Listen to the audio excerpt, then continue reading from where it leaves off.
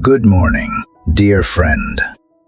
As the first golden light begins to stretch across the horizon and the world slowly exhales the hush of night, I want to welcome you into this sacred hour, this still and quiet moment before the noise of the day takes over. Morning has always held a special kind of hollowness. It is the hour when shadows retreat, when everything starts anew, when heaven seems just a little closer and the heart becomes a little more open. The dew still rests gently on the earth. The air is cool with promise, and in this hush, the soul finds room to breathe. Perhaps today you woke up with a heavy heart. Maybe you did not sleep well last night because your mind was filled with questions and your chest felt too full of silence. Maybe you have been holding back tears you no longer know how to explain, or carrying burdens no one around you can see. You could be a parent praying for a breakthrough in your child's life. You could be someone who lost a job and can see the way forward. You may be grieving someone who meant everything to you, or feeling invisible even in a room full of people. Perhaps you smiled for others yesterday, but collapsed into quiet anguish when no one was looking. You have been strong for so long that even your strength feels tired now, and in the depths of your heart, you wonder, is God still listening? Will He answer me? Does He even see me at all? I want you to know He does. What you are going through may not be what you expected. Life can break us in ways we never saw coming.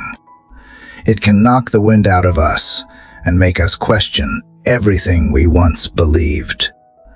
But in these moments of raw, unfiltered humanity, when you are stretched thin between faith and fear, between hope and heartbreak, there is a deeper invitation being whispered to your soul.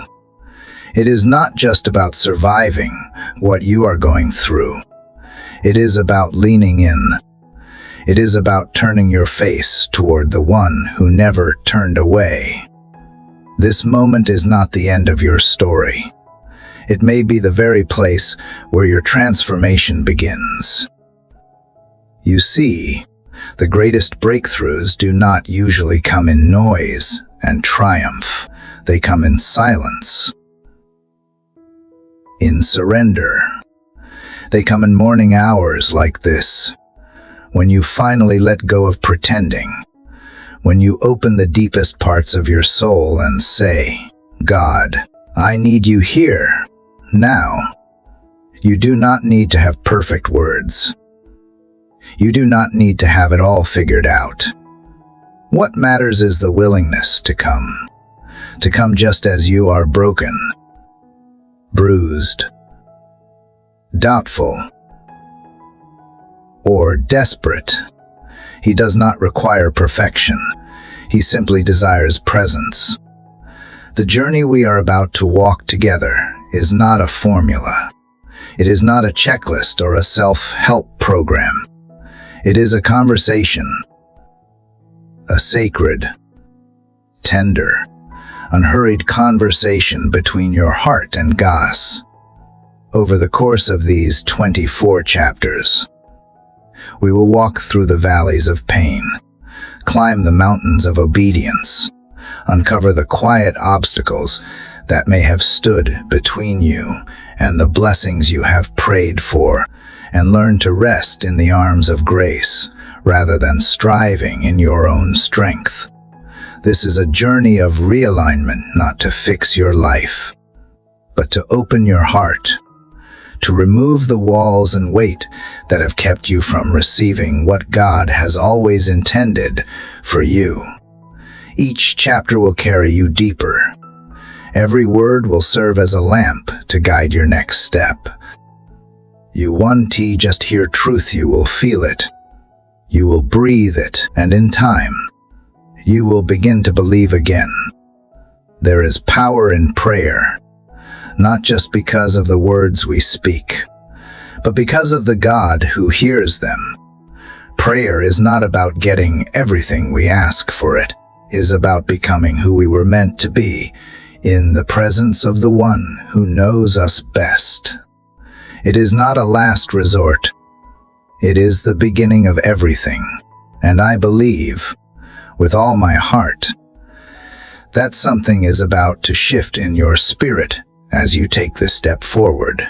So, dear friend, wherever you are right now, whether sitting by a window with tears in your eyes or standing in your kitchen trying to hold it all together, I invite you to pause, to take a deep breath, to quiet the racing thoughts, and to open your heart.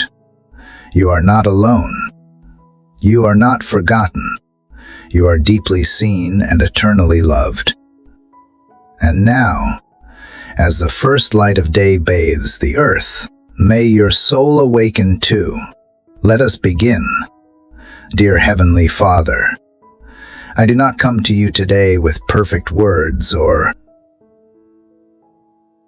polished strength.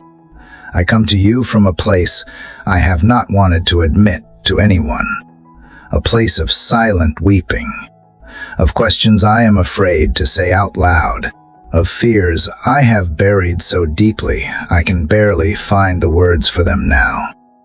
I come not because I have it all together, but because I finally cannot hold the pieces alone anymore. I come because something inside me is cracking, and I need you before I shatter completely. There is awareness in my spirit that feels like a room with no windows. I have prayed, or at least tried to. I have waited for doors to open. I have watched others walk into their blessing while I stand still. I know you are good. Right now I feel distant from that goodness. I feel like someone locked behind a door, crying out, banging on it, hoping it moves, not realizing that the key might be in my pocket. I confess that even now, I do not know if I have been holding the key or if I have lost it completely. I feel like I have been calling out for answers, but the silence has lasted too long, like I am wandering in a familiar place. Yet somehow everything feels strange. The warmth I once felt when I whispered your name now feels muted. I know you have not changed. I know you are not gone. But I also know I have been drifting without even realizing how far I had gone. I have let the pain speak louder than your voice. I have let discouragement draw maps in my mind that lead nowhere. I have let my disappointment become the ceiling above my prayers. There are things I do not want to admit, but I bring them to you anyway. I confess that I have doubted you, that I have questioned if you still hear me, that I have felt forgotten in moments too raw to share.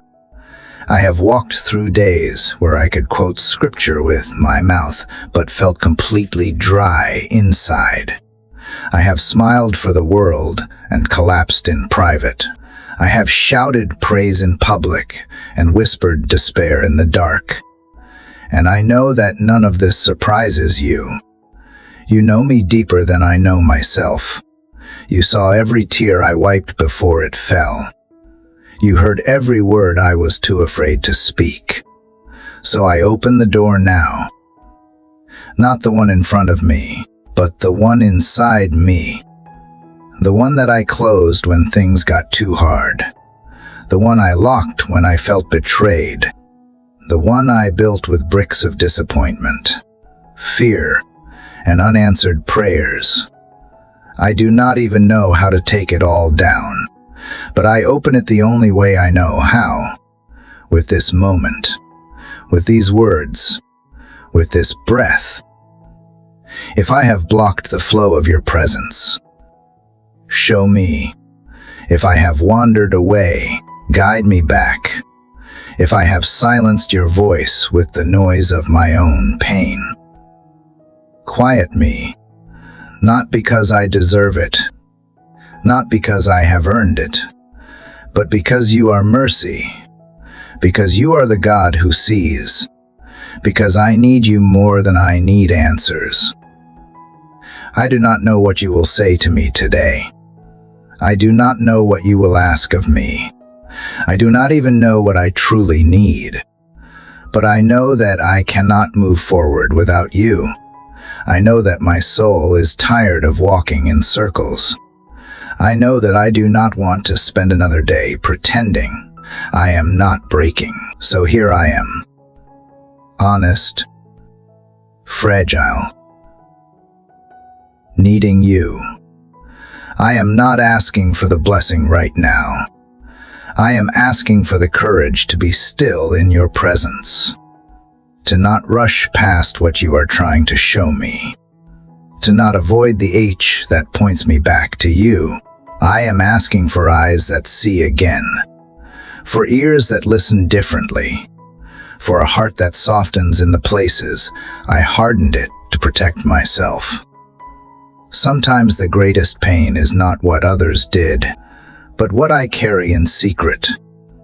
The thoughts I try to escape, the guilt I pretend does not exist, the sense that I have missed something important and do not know how to get it back. I give you that H. I give you the unspoken. I give you what I cannot fix. I give you what I cannot even name. And I trust, though it is hard, that you are not angry with me, that you are not done with me, that even in this dim room, your light still finds a way to reach me. I do not ask for a miracle yet. I ask for nearness. I ask that you stay close enough for my heart to remember the sound of yours. I ask that you help me stop pretending I am fine. I ask that you let this be the morning something begins to change. Not outside, but within. If I am holding a key, help me see it. If I have built a wall, help me break it. If I have closed my ears, speak again until I hear you. If I have walked too far, guide me back with gentleness. You are not the God who waits with condemnation. You are the Father who runs toward the broken with open arms. And though I cannot see how, I want to believe you are running me now. So I sit here, in this weeping room, not to stay forever, but to begin the journey out. I choose not to fight your presence. I choose not to fill the silence. I choose not to hide what you already see. If you want to speak, I will listen. If you want to wait, I will wait with you. If you want to hold me in the quiet before you heal me in the storm, I will stay in your arms until I can stand again. I do not know what tomorrow will hold. I do not even know what the next hour will bring.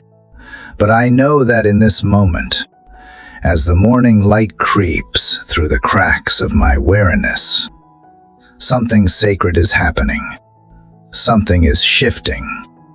Maybe not in the world around me, but in me. I am not who I was yesterday, because now I have stopped running, because now I am speaking to you. Because now, even in the stillness, I know I am not alone. Father, I am still here, where the silence left me, where the weeping softened into quiet, where something in my spirit began to loosen its grip. I have not moved far, only deeper. I am not running anymore, but I am not standing yet. I am kneeling more because I cannot stand than because I chose to. And maybe that is where you wanted me all along.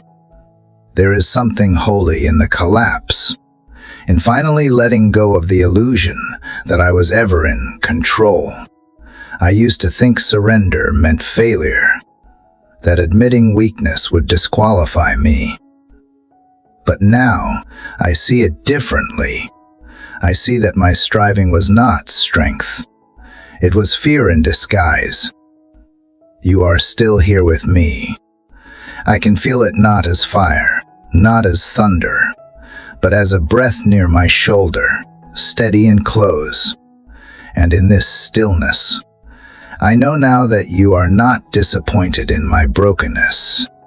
You are not rushing me to recover. You are sitting with me, and somehow your nearness is louder than all the noise I tried to fill my soul with. I came into this place thinking I needed answers, but now I know what I needed was to finally give up everything I was clinging to. The things I thought were helping me survive were only keeping me from breathing. Father, I confess I have tried to control too much. I have gripped plans too tightly. I have carried responsibilities that were never mine. I have worn myself thin trying to be strong for everyone, hoping you would reward my exhaustion. But you are not calling me to prove myself. You are calling me to lay myself down, not as a sacrifice to gain your love, but as a child returning to safety. And now that I have nothing left to hide behind, I bring you all that I am trembling, unsure, and open. I surrender my pride. I surrender the voice in me that says, I must earn your presence. I surrender version of myself I tried to maintain for others.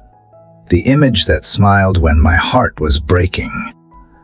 The version that prayed just enough to look faithful, but did not believe you would actually come through. I surrender the bitterness I held from past wounds, the fears that kept me from trusting again, and the quiet anger I carried because I did not understand why certain prayers went unanswered. I surrender even the timeline I wrote in my head, the one where things were supposed to happen by now. I release the pressure to hurry. I release the need to know how you will fix everything. I just want you. I do not want to carry the weight of being strong anymore. I want to be carried. I want to be led. I want to follow. Even if I do not know where we are going, even if the steps feel uncertain, even if the outcome is hidden, I am tired of pretending I know how to navigate this storm. I am tired of mapping my way through a wilderness I was never meant to cross alone. If you are the shepherd, then I surrender to be the sheep. If you are the potter, then I surrender to be the clay. Shape me, lead me, hold me, break me gently if you must, but do not leave me as I was. This is not the kind of surrender that begs for rescue, just to return to independence. This is not momentary desperation. This is full surrender. I am not making a deal with you. I am not offering obedience in exchange for comfort. I am not asking you to bless my plan. I am bringing no plan at all. Just a heart that is done resisting you. Just a soul that is finally still enough to be moved. If all you want is my yes, then here it is. I do not have answers. I do not have perfection, but I have this yes. I have this breath. I have this broken heart that wants to trust you more than it wants to understand. You are not waiting for performance. You are not standing with arms crossed, demanding that I do better. You are reaching, waiting, whispering. And for the first time in a long time, I am not trying to impress you. I am simply trying to let you in, to let you into the messy parts The fearful thoughts, the silent battles, the doubts that creep in when the room gets too quiet. The questions I am afraid will make me look unfaithful. You are not scared of those questions. You are not ashamed of my wrestling. You meet me right in the middle of it, not with answers, but with yourself. I have seen now that desperation is not a place of weakness. It is a doorway. It is where heaven touches earth, because there is no more resistance. My hands are open. My heart is uncovered, and I do not ask for a sign. I ask for strength to keep saying yes. Even when nothing around me changes, I ask for the kind of faith that is not built on what I see, but on who I am beginning to know you are. I do not need you to explain everything. I need you to be everything. I do not need the pain to vanish to believe you are near. I need you to hold me inside the pain and remind me that this breaking is not the end, that something sacred grows here. Teach me how to live surrendered, not just once but daily. Teach me how to trust you not just in prayer, but in decisions, in quiet obedience, in small choices that no one else sees. Teach me to wake up each day and let you be the one who defines me. Teach me to stop reaching for control and start reaching for your hand. Let surrender not be a one-time cry, but a lifestyle.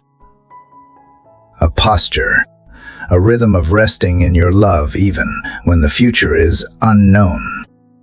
I want to build my life on something that cannot be shaken. I want to be rooted in a surrender that holds firm even when the storm rages. I want to stop building walls of self-reliance and start building altars of trust. Let this be that moment. Let this be that shift. The place where I stop striving and start trusting. The place where my need for you becomes my strength. The place where surrender is no longer terrifying, but freeing. Not because I understand the outcome, but because I trust the one holding it. So here I am, still kneeling, still fragile, but now with my hands open, now with my heart saying what my lips struggled to admit. I need you. I trust you. I surrender. Father, now that my heart has finally quieted under the weight of surrender, I feel you bringing me to a different kind of stillness. It is not the stillness of exhaustion, or collapse, or hiding. It is the stillness of facing what I have been afraid to see. You are not just comforting me anymore. You are beginning to gently uncover the layers of truth that I buried under years of doing things my way. And I can feel it, the shift, the holy tension between what I said I believed and how I have actually lived. This is not condemnation. This is clarity. It is the mirror I never wanted to look into, but now cannot turn away from. Father, I realize now that I have not always obeyed you, even when I thought I was trying, even when I called it waiting, or preparing, or being cautious. It was really hesitation, delay, sometimes even defiance dressed up as wisdom. I thought if I said the right words and avoided the obviously wrong things, I was doing enough. But you are showing me something deeper. You are not only after my avoidance of evil, you are after my full alignment with your voice. And there are things you asked me to do that I did not because I did not hear you, but because I did not want to face the cost. You have whispered to me in quiet ways. You have nudged my spirit, prompted my heart, stirred something that felt unmistakably divine. And instead of moving, I paused. I questioned. I hesitated until the moment passed. I told myself I needed more time. I told myself I was not ready. I told myself it was not that important. But deep down, I knew. I knew you were calling. And I chose comfort. I chose delay. I chose silence when you asked me to speak. I chose to hold back when you asked me to give. I chose to linger when you asked me to leave. I chose logic when you were asking for faith. I look back now and see how many blessings were waiting for that yes, how many doors remained unopened because I never turned the handle. Not because you were punishing me, because you will not override my free will. You honor the space I create, and if I create space for fear, you will not force faith into it. If I close the door on obedience, you will not break it down. You wait with patience, with mercy, with invitation. But still, you wait, and I see it now. The waiting room I thought I was trapped in was never locked. I just never took the step you asked for.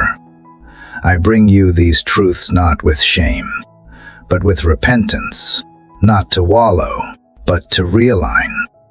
If I must look into this mirror, let it reflect not just the dust of disobedience, but the opportunity to change. I do not want to keep walking in circles. I do not want to live in partial obedience, giving you what feels manageable while withholding what feels vulnerable. I want to obey you fully, not out of fear, but out of love, not to earn your approval, but because I already have it, and I finally understand that your instructions are not burdens. They are bridges.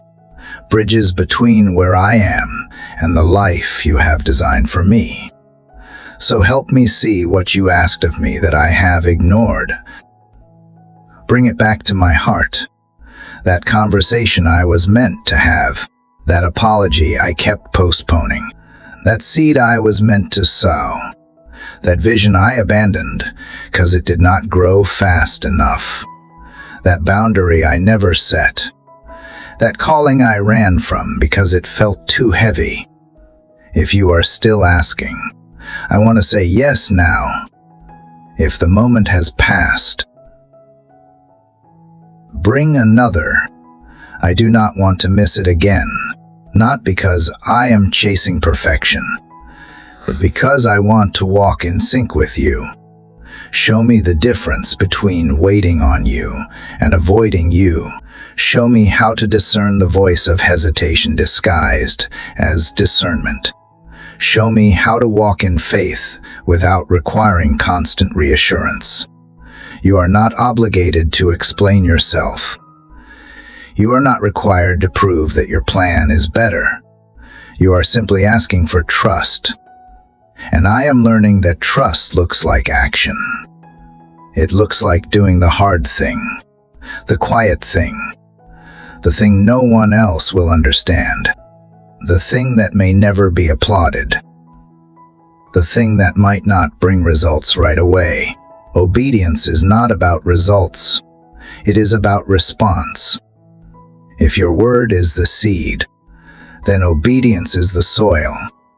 And I want my life to be good ground. I want your instructions to fall into a heart that responds not with delay, not with excuses, but with movement. I may tremble. I may feel uncertain. I may wonder if I heard you clearly, but even then, I want to lean in instead of pull away. I want to build the muscle of immediate obedience, not rushed or reckless, but willing and ready, not impulsive. but responsive. I used to think you were waiting to bless me, but now I see you were waiting for me to obey. Because the blessing was never in the idea, it was in the action. The power was not in the promise alone, it was in the path. That promise led me down. If I say I trust you, let me show it. Let my feet move in step with your whisper. Let my hands carry out what you placed in my spirit. Let my days reflect not just belief, but obedience shaped by love. I am not asking you to shout. I am not asking for signs in the sky. I am asking you to bring to remembrance what you already said, to bring conviction, not condemnation, to bring clarity where I made things complicated, to bring boldness to the places where I have been passive.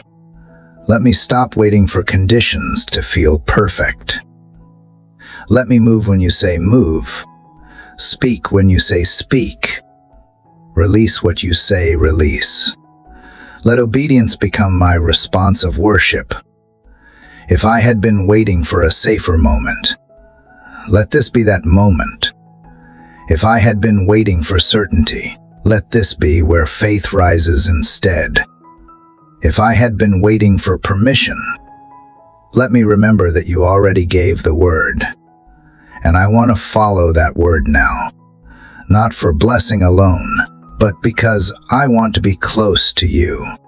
And your word says, if you love me, obey my commands. So let my love no longer be silent. Let it be visible in how I obey, in how I trust, in how I walk forward from here. I look in the mirror again.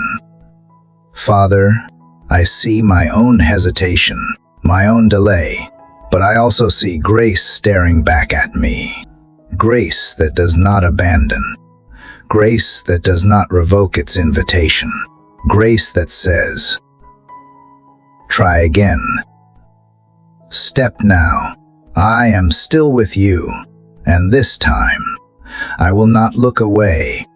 I will walk forward. I will say yes. I will obey. Father, the more I lean into your presence, the more I begin to see not just the steps I failed to take, but the turns I knowingly made in the wrong direction. As I sit here with you, raw and open, I can no longer pretend that every storm I have faced was something sent to attack me. Some of them, if I am honest, were born from my own resistance, my own choices, my own refusal to go where you asked me to go. And now I see myself not just in the mirror, but in the story of Jonah, a servant of yours, who did not mishear you, but simply did not want to do what you asked. Father, I have been Jonah, not in name, but in heart. There were moments I clearly felt your tug, unmistakable and direct. And instead of saying yes, I walked the other way. I did not do it with loud defiance. I did it quietly, rationally. I told myself it was too soon, that I was not the right one, that you surely did not mean it the way I heard it. But deep down, I knew. I just did not want to go. I did not want to face what that calling would cost. I did not want to stretch past the limits I had grown comfortable within. I did not want to forgive the one who hurt me. I did not want to revisit the pain I had worked so hard to bury. I did not want to say yes because I did not want to surrender that far. And because of that choice, storms came. Not because you were angry, but because you were relentless in love. You saw where my path was leading, and you would not let me walk it in peace.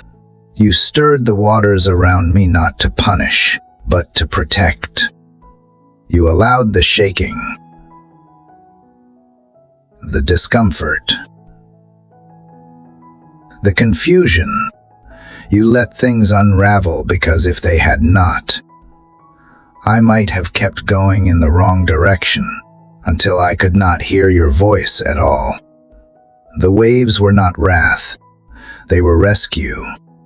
But I did not see it then. I called it attack. I assumed the enemy was after me. And maybe he was. But now I see, sometimes the greatest enemy is my unwillingness to obey.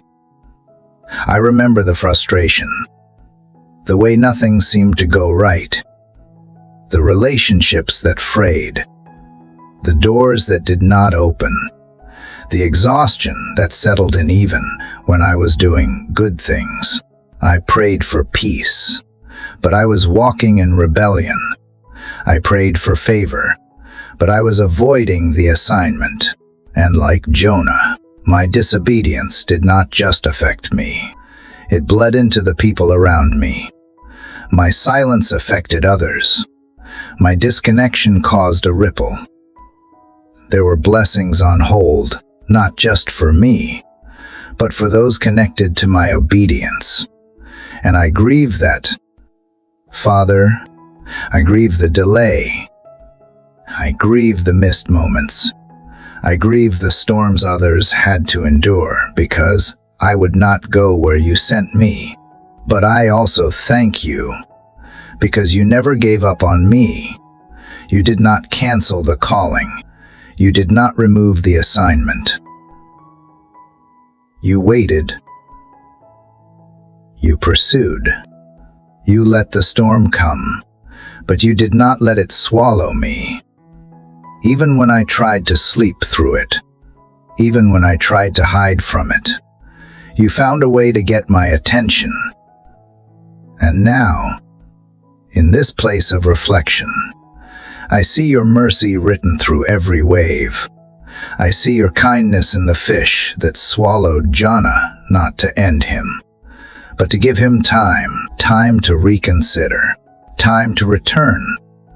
And you have done the same for me. So here I am, no longer running, no longer resisting. I cannot change what I avoided before, but I can surrender now. I can return now.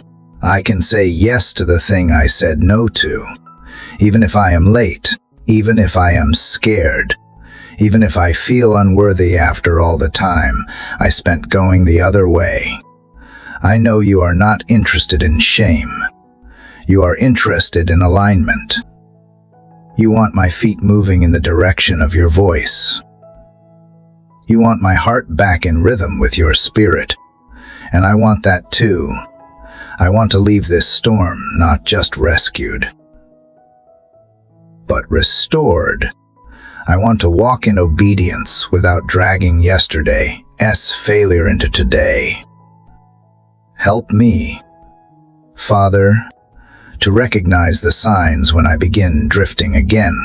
Help me to spot the moments when fear disguises itself as logic. Help me to pause before I run and ask myself if the direction I am choosing is really from you. I do not want to waste more time in storms of my own making. I want to live with clean hands and a responsive heart.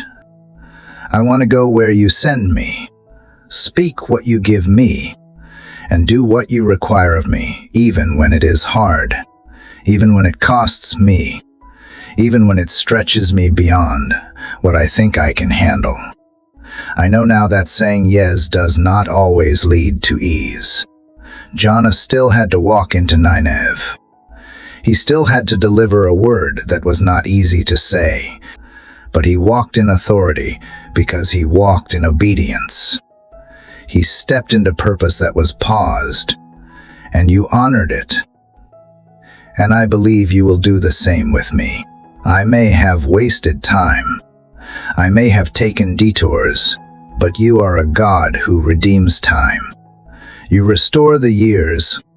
You breathe life into dry assignments and give new strength to tired servants. I trust you to do that in me. If you are still calling, I am still listening. If the assignment remains, I still want it. If the door is still open, I will walk through it. And if it requires me to go back and face what I ran from, then walk with me.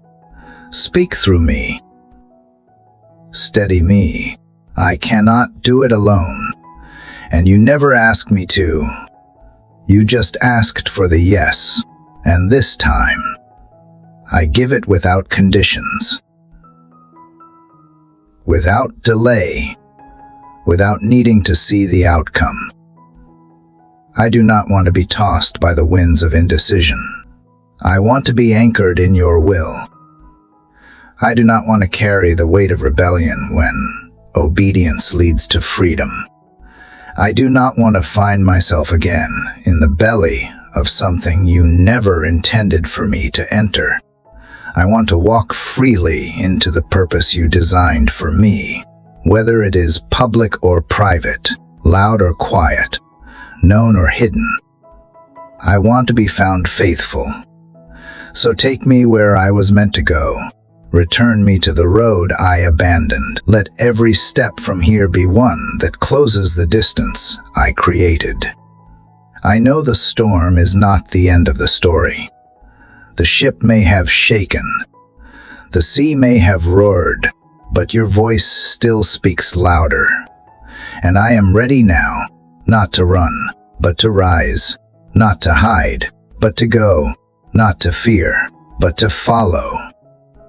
Father, I have come this far with you, and already the path feels different. Each step, each prayer, each honest word has brought light into places I tried so hard to keep dim. I sense you now not just as a comforter, but as a builder and also as a remover. Because some things need to come down before new things can rise. Some structures I have lived behind must be dismantled if I am to walk freely into the life you created for me. And I know now that my next surrender must not just be emotional, but structural. I need your help, Father, to tear down the walls I have built around myself. This is not rebellion anymore. It is residue. It is not a refusal to follow you. It is the weight of patterns I no longer want to carry. The ways I have responded to fear. The coping mechanisms I called strength. The behaviors I repeated out of habit. Not hollowness. These bricks were laid slowly, over time, out of disappointment, out of self-preservation, out of weariness.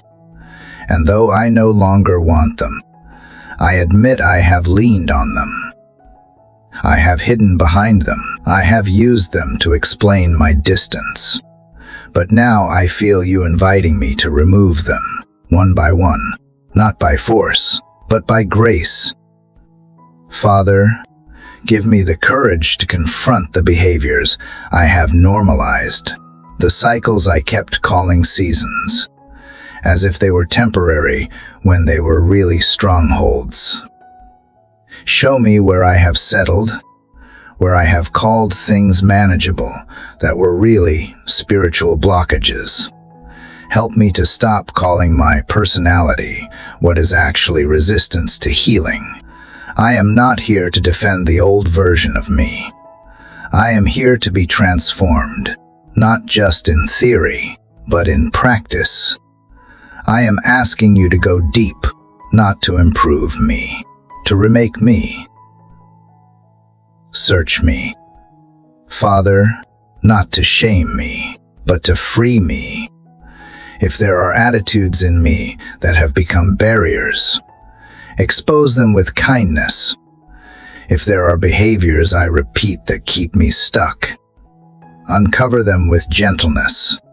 Show me if I have been too quick to react, too slow to forgive, too easily offended. Show me if I have masked control as leadership or apathy as peace. I do not want to live behind excuses. I want to live in truth. I want to be someone who walks in the Spirit, not just speaks of it. There are places in me that are hard to reach, even for myself, places shaped by pain, fear, or long-forgotten vows I made to protect my heart. I may not even remember when I built these walls, but I can feel them, in how I hold back, in how I struggle to believe good things, in how I sometimes expect rejection before love. These are not just emotions. They are inner structures that shape my decisions, my reactions, my relationships, and I want you to tear them down, brick by brick, lie by lie. Start with the wall I built around trust, the one that keeps me from letting people get too close, the one that assumes disappointment before hope. Break through the fear that whispers, I must handle everything alone. Remind me that trust is not weakness, that love is not always loss, that vulnerability is not the same as being unwise. Heal the part of me that equates past wounds with future outcomes. Let trust be rebuilt, not on naivety, but on discernment and healing. Then touch the wall I built around obedience, the one shaped by fear of failing you again, the one that makes me second-guess what I know you are calling me to do, the one that says, what if I get it wrong again? Silence that voice. Father, remind me that obedience is not about perfection. It is about faith, about movement, about giving you my yes even when my hands are still trembling. Break that wall so I can follow you fully. Tear down the wall of self-sufficiency, the lie that I must prove myself, fix myself, or be everything to everyone. I have nothing to prove in your presence, nothing to perform. Help me to rest again, to lean again, to allow myself to be carried by your grace. My strength is not my savior. You are, and I cannot walk in freedom while still trying to control what only you can redeem. And, Father, if there is a wall around my worship, I surrender it now. The wall that makes me hesitate to open my heart fully, that whispers I must hold back because of my past, or because of what others may think. Teach me again that worship is not about volume, posture, or performance. It is about surrender. It is about coming before you just as I am, letting the walls fall, letting the tears fall, letting everything I am rest before everything you are. Let nothing stand between me and you. I do not expect these walls to vanish instantly, but I do expect you to walk with me as they come down. I expect your spirit to move in, even before the final bricks fall. I expect your voice to grow louder as the noise of these strongholds begins to fade.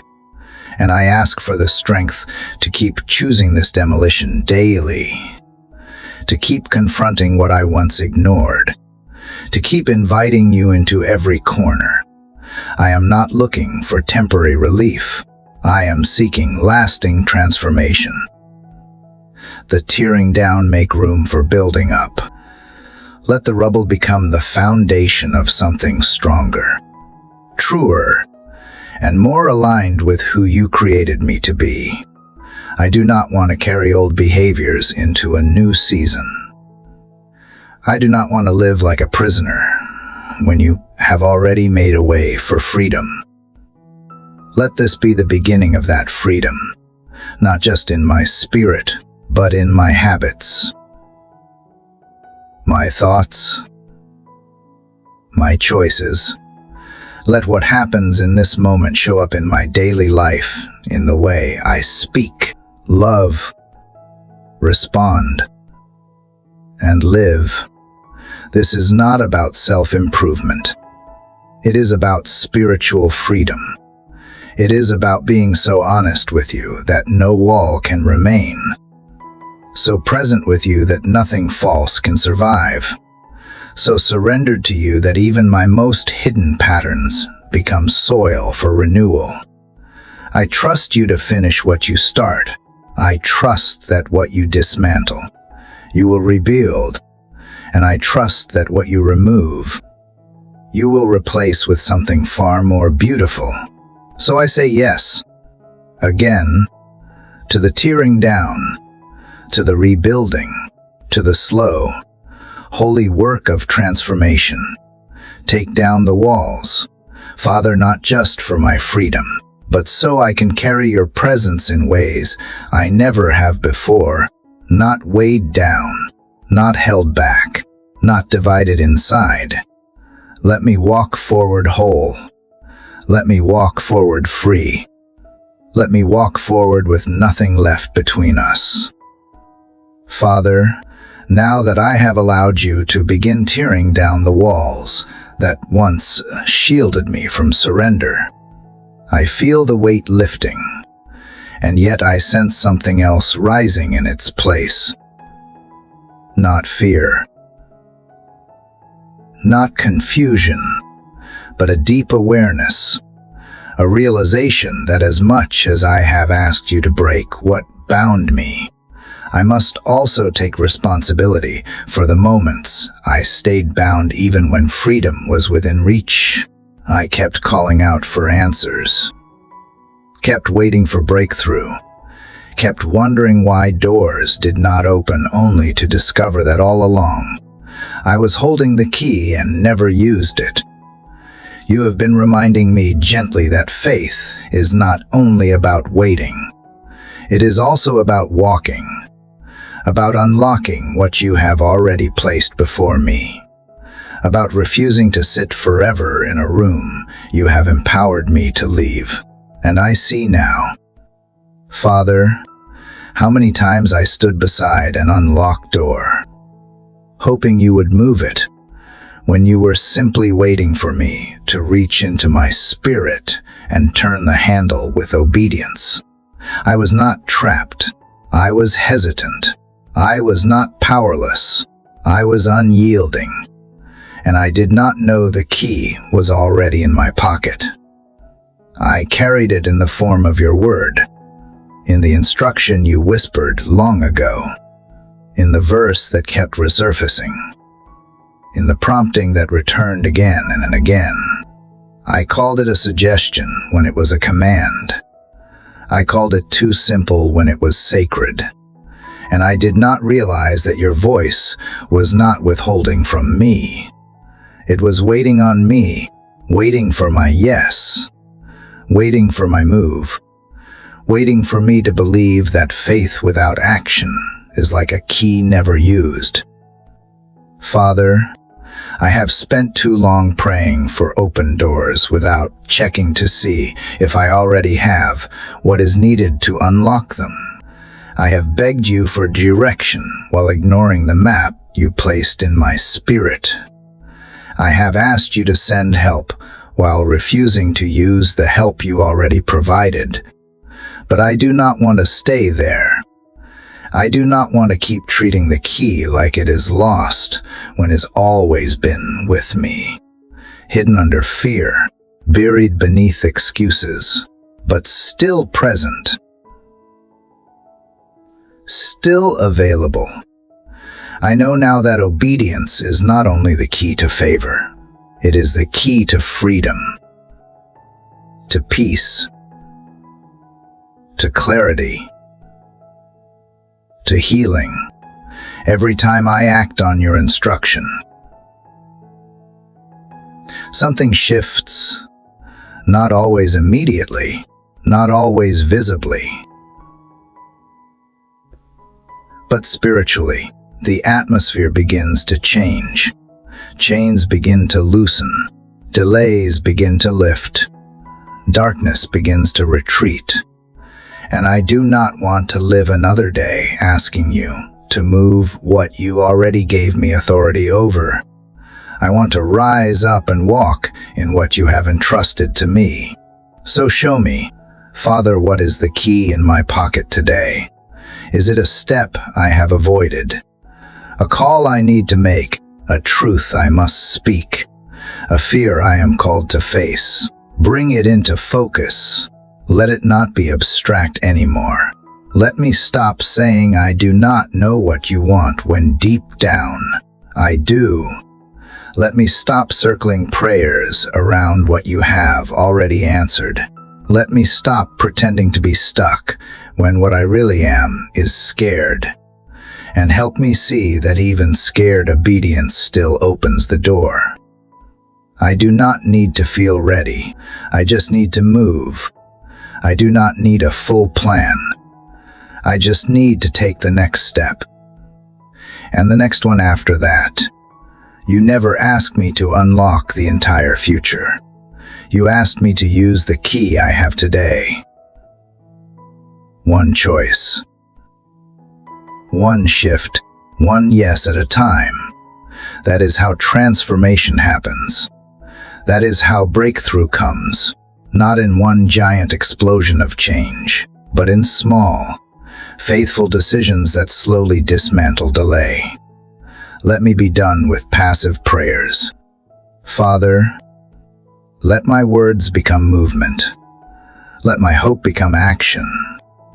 Let my waiting be filled with obedience. Let me stop measuring obedience by results and start measuring it by trust. Whether I see change or not, let me know that when I use the key you have given me, something is unlocking in the unseen. Something is breaking open. Something is being aligned. If I must forgive, let me do it fully. If I must release a relationship, give me the strength to let go. If I must take a risk that scares me, give me the courage to leap. If I must speak truth even when it costs me, let me speak with grace and conviction. If I must choose healing over resentment, give me the grace to walk through that process. You are not asking me for comfort. You are asking me for movement, and I say yes. Again, let me not wait for perfect peace before I act. Let me move, and let peace meet me on the other side. Let me not hold back until I feel qualified. Let me act, and let qualification rise through the obedience. I trust that you will meet me as I go, that you will guide my steps, steady my heart, and fill in the gaps. I do not need a grand gesture to prove my faith. I just need to stop sitting in a room I was never meant to live in. You are the one who opens doors no man can shut, but you are also the one who gives keys to your children. And you have placed keys in my spirit, in my prayers, in my memories, in the moments I tried to ignore. I want to use them. I want to live unlocked. I want to experience the fullness of what you have already made available. I am done staring at doors. I am done asking for signs when you have already spoken.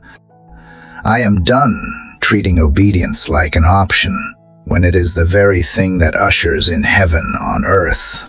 Let this be the day I reach into my pocket and use what you gave me. Let this be the moment I move from wishing to walking, from pleading to practicing, from hesitating to obeying. Let this be the shift. Let this be the turning point.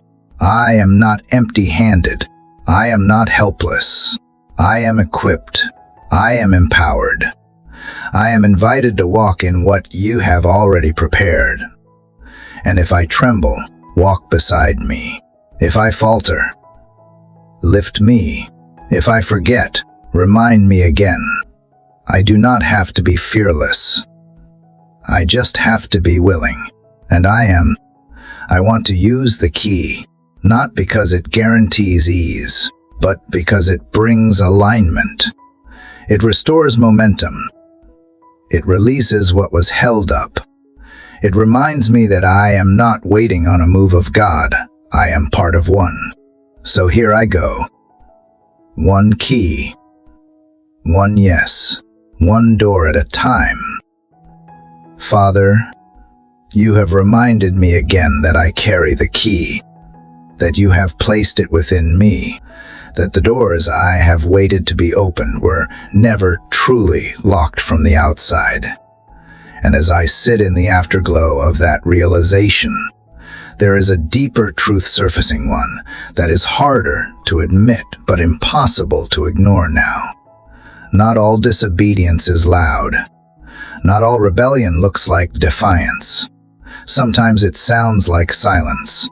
Sometimes it hides behind logic, behind waiting, behind endless planning and endless postponing. And now, Father, I see it clearly. I see that quiet rebellion is still rebellion. I have always imagined rebellion as a clenched fist, as a shout against your will. But you are showing me how much of my resistance came wrapped in politeness. How many times I dressed disobedience in the language of wisdom. How often I delayed with carefully crafted prayers that asked you to confirm what you had already clearly spoken. I was not always running away. Sometimes I was just standing still when you had already told me to move. And stillness, when you have called for action, becomes its own form of resistance. Father, forgive me for the times I hesitated and called it discernment. For the times I waited and called it caution when really it was fear. For the times I said I was praying for clarity. But what I really wanted was a different answer. I see it now. Obedience is not only about what I avoid, but also about what I delay. And delay, even if gentle, still places my will above yours. I never meant to rebel. I just did not want to be uncomfortable. I did not want to risk being wrong. I did not want to be rejected. But in shielding myself from discomfort, I have also shielded myself from destiny. You are not asking for perfection, but you are asking for surrender, and surrender cannot live alongside hesitation. You are teaching me that full obedience requires immediate response, not recklessness, not impulsivity, but a readiness that says yes without requiring a guarantee. And if I am truly yours, then I must trust not just your promise, but also your timing. If you speak now, then now is the moment. If you lead today, then today is the appointed time. I do not want to be someone who looks faithful on the outside, but is quietly resisting on the inside. Show me, Father, where hesitation still lives in me. Bring light into the places I have justified my slowness. Help me stop spiritualizing my avoidance. There are instructions I heard clearly and set aside. There are people you told me to forgive, and I paused. There are places you asked me to go, and I made excuses. There are changes you prompted me to make, and I waited for a more convenient season, but delayed obedience is still disobedience. And now, in this moment of clarity, I do not want to make peace with that anymore. Let this be the day I stop negotiating with your will. Let this be the day I stop softening the weight of my delays. I want my yes to be clean. I want my steps to follow quickly behind your voice, not with dragging feet, not with rehearsed reluctance, but with a heart that moves when you move. You have never been careless with my life. You have never led me into places without purpose, even when it felt uncomfortable. You were weaving something eternal. And if you are good, and I believe you are, then every instruction is a gift, even when it stretches me. Father, silence the noise that feeds my hesitation. The voice of doubt that says, "What if this is not God?" when deep down, I know it is. The whisper of fear that says, "Wait until it is safer," when faith is never about safety but surrender. The lie that says, "You still have time," when every moment of delay is a moment out of alignment. Teach me to discern the difference between divine pauses and human procrastination. Teach me to recognize when my waiting is obedience and when it is avoidance in disguise. There is a quiet kind of war inside when your word calls me forward and my fear urges me to stay. That tension, that inner tug, I have felt it too many times, but I no longer want to entertain it. I want to be someone who moves with conviction, not just intention. Someone who does not need to feel ready to act, but who trusts that readiness grows in motion. I no longer want to live in partial surrender. I want to go all in, no holding back, no secret conditions, no unspoken lines I want to cross. Wherever you lead, I want to follow even if it is inconvenient. Even if it is misunderstood. I am done treating obedience like a debate. I am done weighing your voice against my feelings. I am done pretending delay is wisdom when it is actually disobedience. I am done with the quiet rebellion that lives in the small decisions, the moments where I choose comfort over calling, where I stay quiet when I should speak, where I play small when you have called me to rise. I do not want to be a bystander in my own faith journey. I want to be fully in it, fully yielded, fully engaged. Let my obedience not be circumstantial but constant. Let it not depend on applause, understanding, or visibility. Let it rise from love, from trust, from the knowing that you are good, that you see farther, that you are leading me somewhere even when I can trace the full map. Help me walk with immediacy, not out of pressure, but out of honor. Help me live with responsive faith, a faith that listens carefully and responds quickly.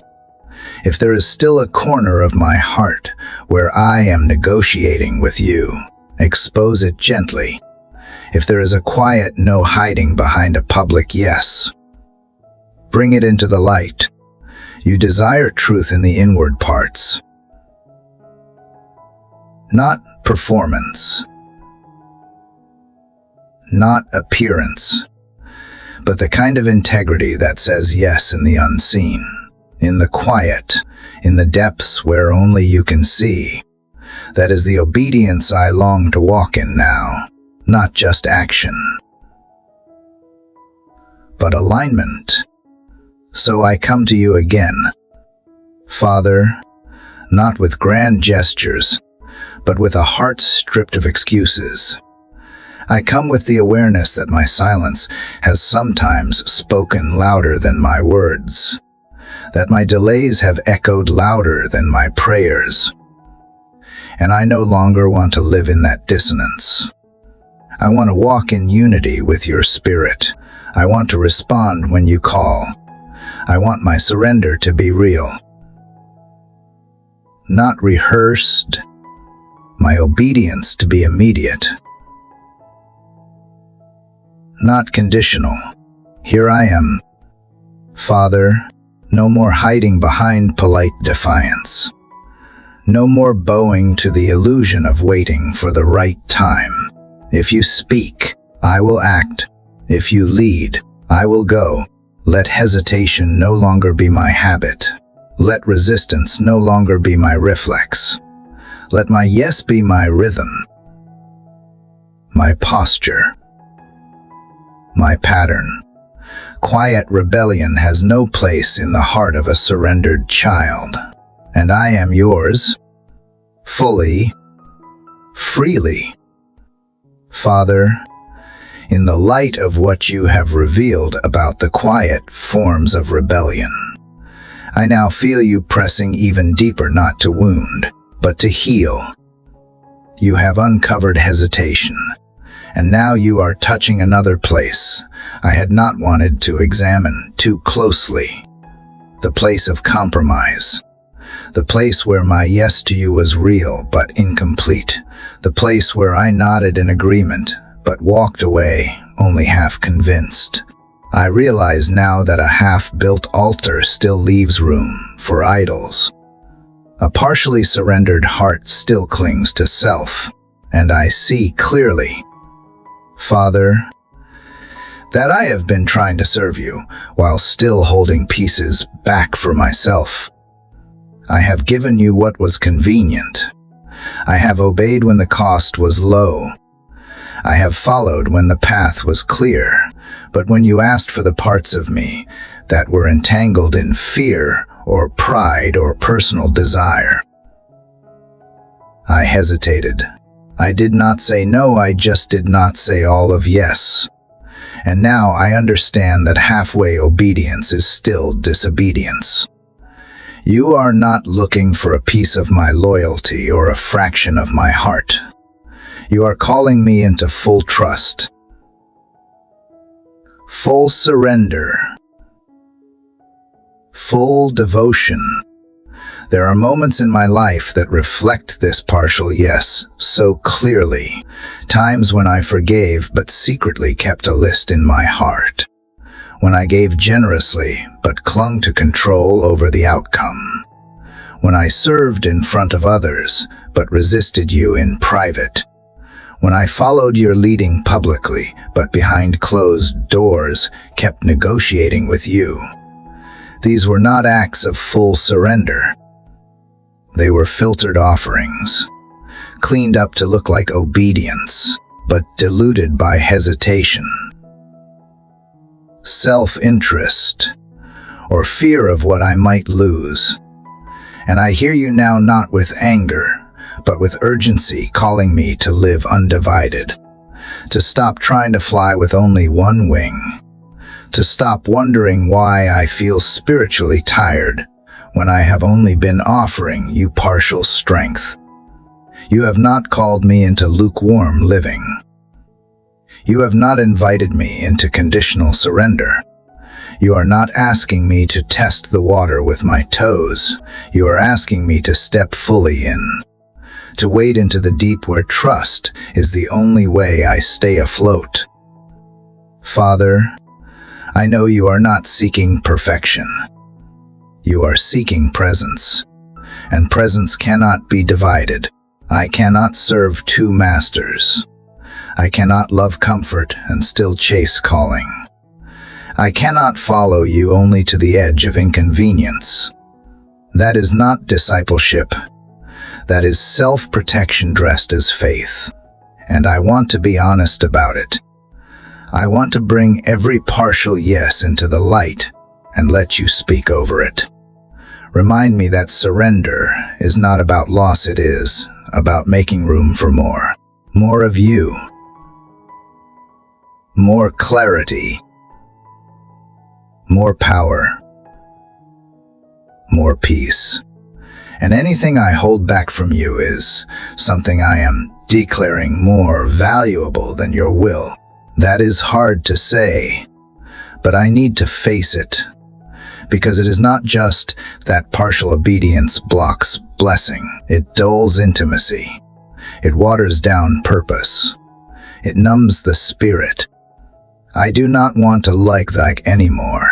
So show me, Father, where my yes has been incomplete, where I have said I will go, but only part of the way, where I have said I will change, but only on my terms, where I have said I will trust you, but still checked every safety net before stepping out. And I ask not just for conviction, but for courage. The courage to follow through. The courage to give you everything without reservation. The courage to trust that what I surrender, you will use. That what I release, you will redeem. That what I give away, you will multiply in ways I cannot see. Let me not treat this like a contract. Let it be covenant. Let it be the sacred binding of my life to your will, without loopholes or fine print. I want to give you the yes that does not look for shortcuts, the yes that shows up even when it is hard, the yes that does not disappear when emotions fade or when comfort gets disrupted. I want my obedience to last longer than my feelings. I want my faithfulness to stretch further than my understanding. Help me to stop protecting parts of my heart that need to be healed through surrender. Help me to trust you with the places I have kept hidden, not because I am ashamed, but because I have not yet believed you could use them. But I know now that you never asked for a curated version of me. You asked for the whole offering, and you are the only one who can take a flawed, trembling yes and turn it into something powerful. You never forced yourself into my story. You waited for the door to open from the inside, and I opened it. Yes, but not all the way. Today, I want to swing it wide. I want to stop editing my obedience to fit my preferences. I want to stop offering you pieces and call it faith. I want to step fully into what you have asked of me, even if I am scared, even if I feel small, even if I still do not see the whole picture. Father, if there are places I have settled for halfway places, where I have chosen survival over surrender, comfort over calling, image over integrity, I bring them to you now. Let there be no corner untouched. Let there be no motive unchecked. Let this be the moment where my yes becomes complete, whole, unwavering. Let the weight of compromise lift from my shoulders. Let the guilt of inconsistency be exchanged for the grace of renewed commitment.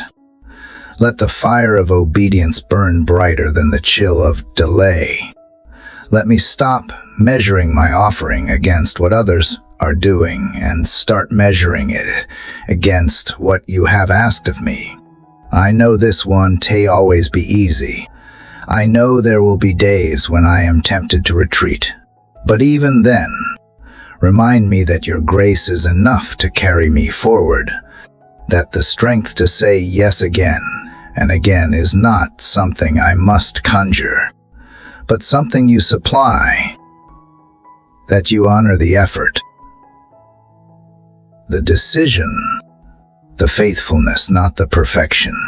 So here I am, Father, not with the perfect life, but with the whole heart, not with answers, but with obedience, not with half a yes, but with all of me. Take it, use it, lead me where you will. I trust that when I give you my full yes, you meet it with fullness of purpose, fullness of presence, and fullness of grace. Father, after finally offering you a full and honest yes, I can feel the atmosphere inside my soul beginning to shift.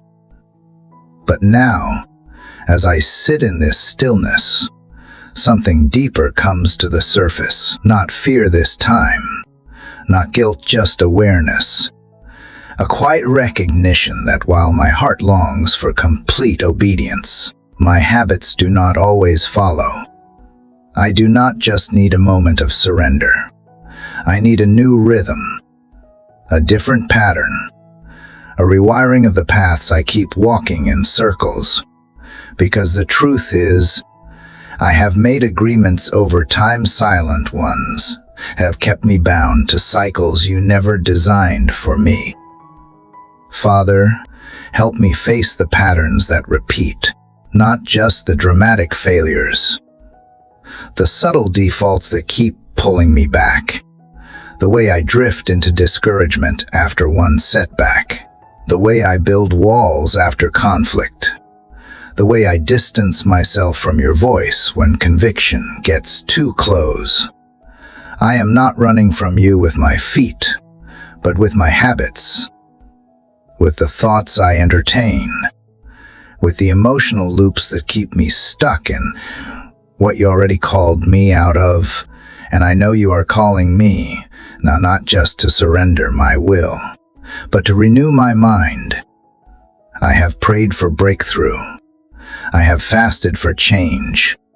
But I am beginning to understand that freedom is not just about moments of power. It is about consistency. It is about new choices that replace the old ones. It is about choosing not to walk the same mental path when disappointment knocks. Choosing not to spiral into doubt the moment something takes longer than expected. Choosing not to self-sabotage when blessing starts to rise. These are the deep places where cycles are formed. And these are the places you are ready to transform. Father, I bring you my cycles now, the ways I keep returning to old mindsets, old fears, old wounds, as if they are home. But they are not home. They are prisons I learned to decorate. And I am done calling survival strength when it is really stagnation. I am done settling for cupping mechanisms when you have offered me transformation. I want to break the cycles, not just manage them. I want to heal, not just hide. I want to be made new, not just feel better. I do not need a temporary fix. I need lasting renewal. And I know it won't come through willpower alone. It comes through your spirit, through your word reshaping my thoughts, through truth replacing the lies I have lived with, through light exposing what has remained buried in darkness for too long. I am ready, Father, not for perfection, but for process. For a process that teaches me how to walk differently, think differently, live differently. Remind me that change is not always dramatic. Sometimes it is quiet. Sometimes it happens when I pause instead of reacting, when I speak life instead of criticism, when I return to prayer instead of shutting down. Let those little victories begin to add up. Let obedience become my new rhythm, not just a moment of inspiration. I want to build new patterns that reflect my surrender patterns, that carry your peace, that lead me closer to you day by day. Show me where the root lies. Was it something I believed about myself? Something spoken over me that I did not reject? A place where trauma taught me to expect disappointment? I do not want to live by those agreements anymore. I want to live by what you say is true, that I am loved, that I am called, that I am made new, that I am capable of walking in freedom, not because I am strong, but because you are faithful. Give me wisdom to recognize the triggers that try to drag me back. Give me discernment to see the doorways that lead into old behaviors. Let me not walk mindlessly anymore. Make me alert, awake, responsive to your promptings. Let my surrender turn into discipline, not as a burden, but as a form of worship. Because every time I choose your way over my way, I am declaring again that you are Lord over my life.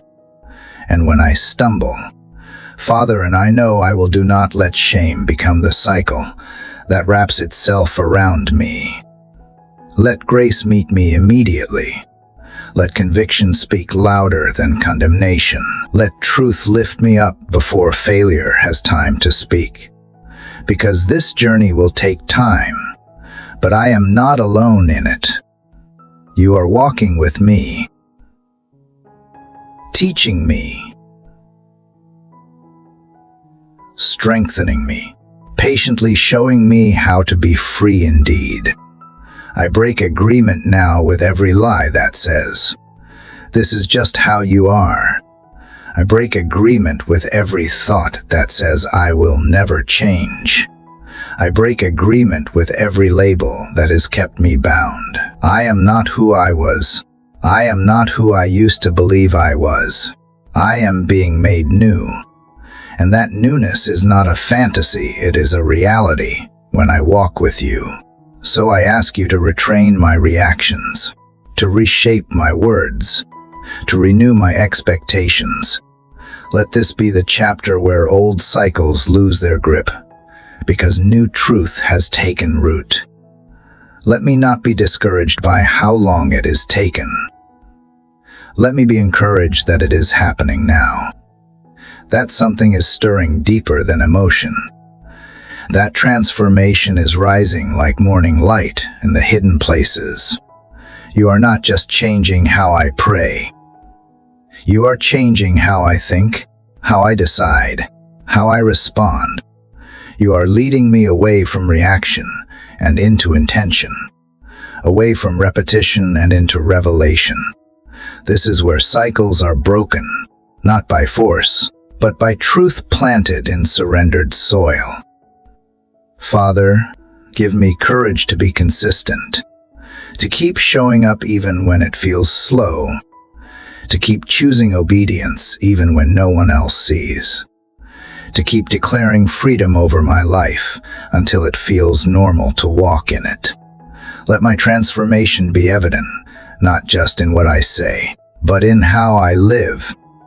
Let the ones around me see the difference, not because I am trying to prove anything, but because your Spirit is bearing fruit in me.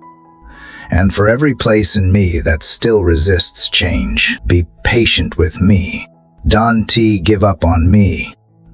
Keep calling me forward. Even when I slip, keep speaking identity over me. Even when I forget who I am, keep inviting me to walk forward. Even when I feel I have failed too many times, I trust you to lead me out, to teach me the way, to remind me that I am not stuck, I am just in process. And the process is beautiful when I let you take the lead. So here I am again, Father, not asking for a shortcut, but for strength, not asking for escape, but for endurance. Not asking to forget the past, but to rise above it. I am not spinning anymore. I am moving. I am breaking free. One step, one choice, one renewed thought at a time, and this time, I want to go back.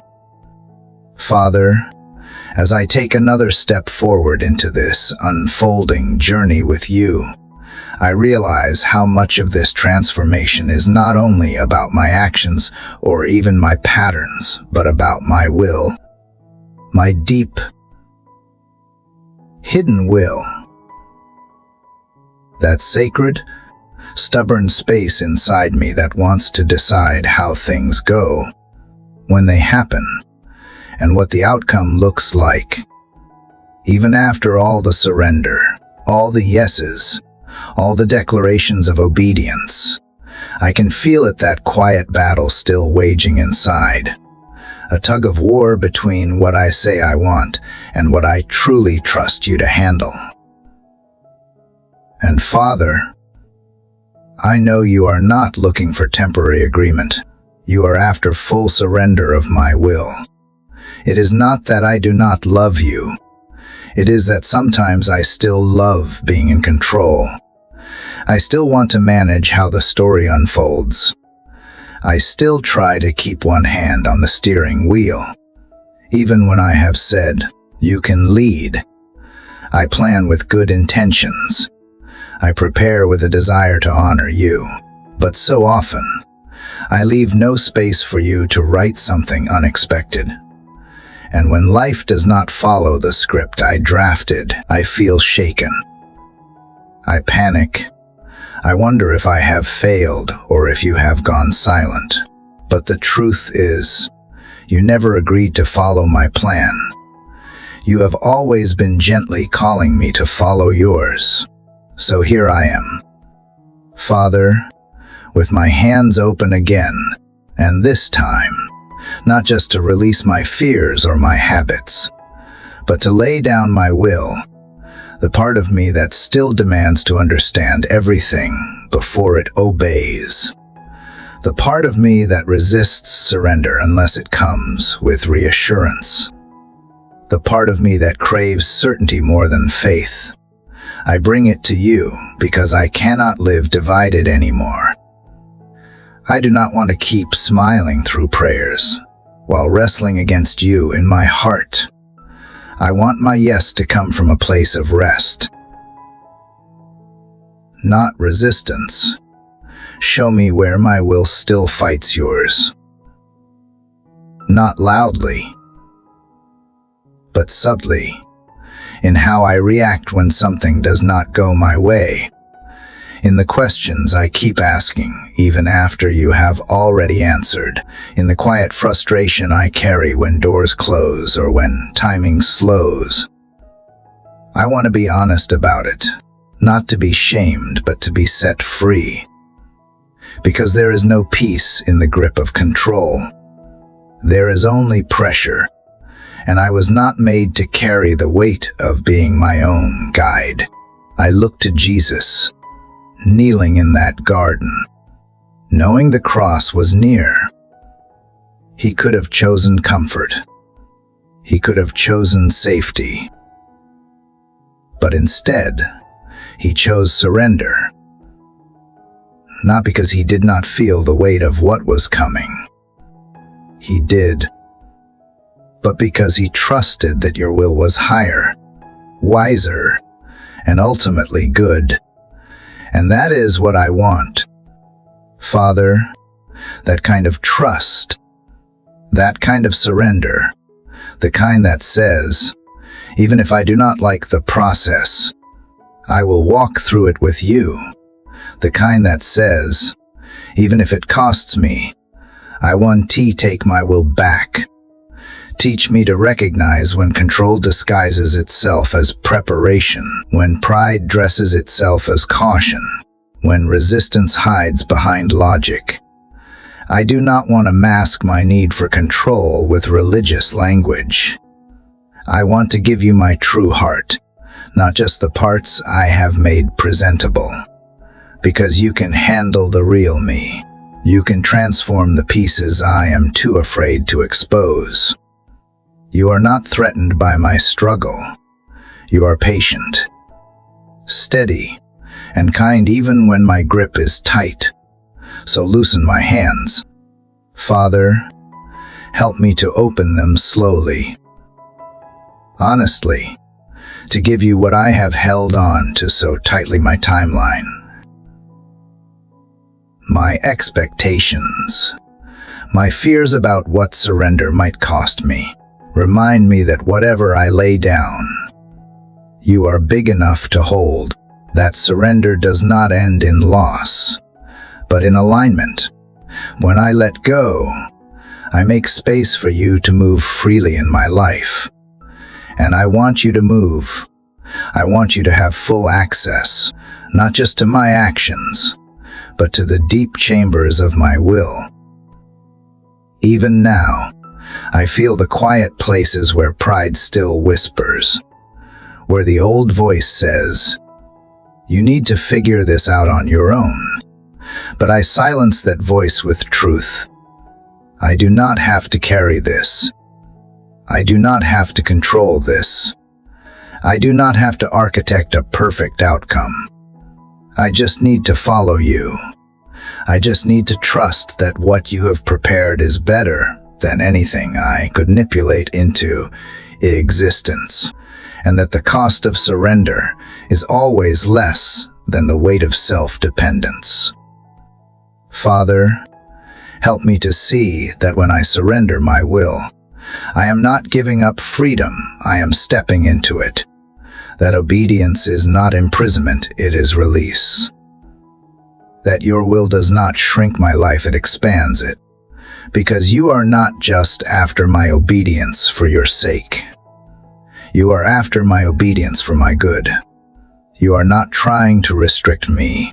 You are trying to align me with the very things I was created for. And I do not want to keep resisting the path that leads to the fullness of who I am in you. Let my heart stop negotiating. Let my thoughts stop arguing. Let my prayers stop circling the same places. Let me say yes, even when I do not understand. Let me move forward, even when I do not feel ready. Let me believe that obedience does not require all the answers, just the right posture. I do not need a guarantee. I just need to know that you are the one calling me, and I do know you have been calling patiently, lovingly, persistently. And now, I want to respond without hesitation. Let surrender become my rhythm. Let yielding become my worship. Let trust become my posture, not occasionally, but daily. Let my soul begin each day with this quiet cry, not my will, but yours, because I do not want to waste time chasing what I think I need. I want to pursue what you already know is best. And if that means letting go of what feels safe to step into what feels holy, then give me the courage to let go. Father, I know this is not a one-time decision. I will have to keep choosing it again and again, in the small things, in the unexpected moments, in the seasons when I can see clearly.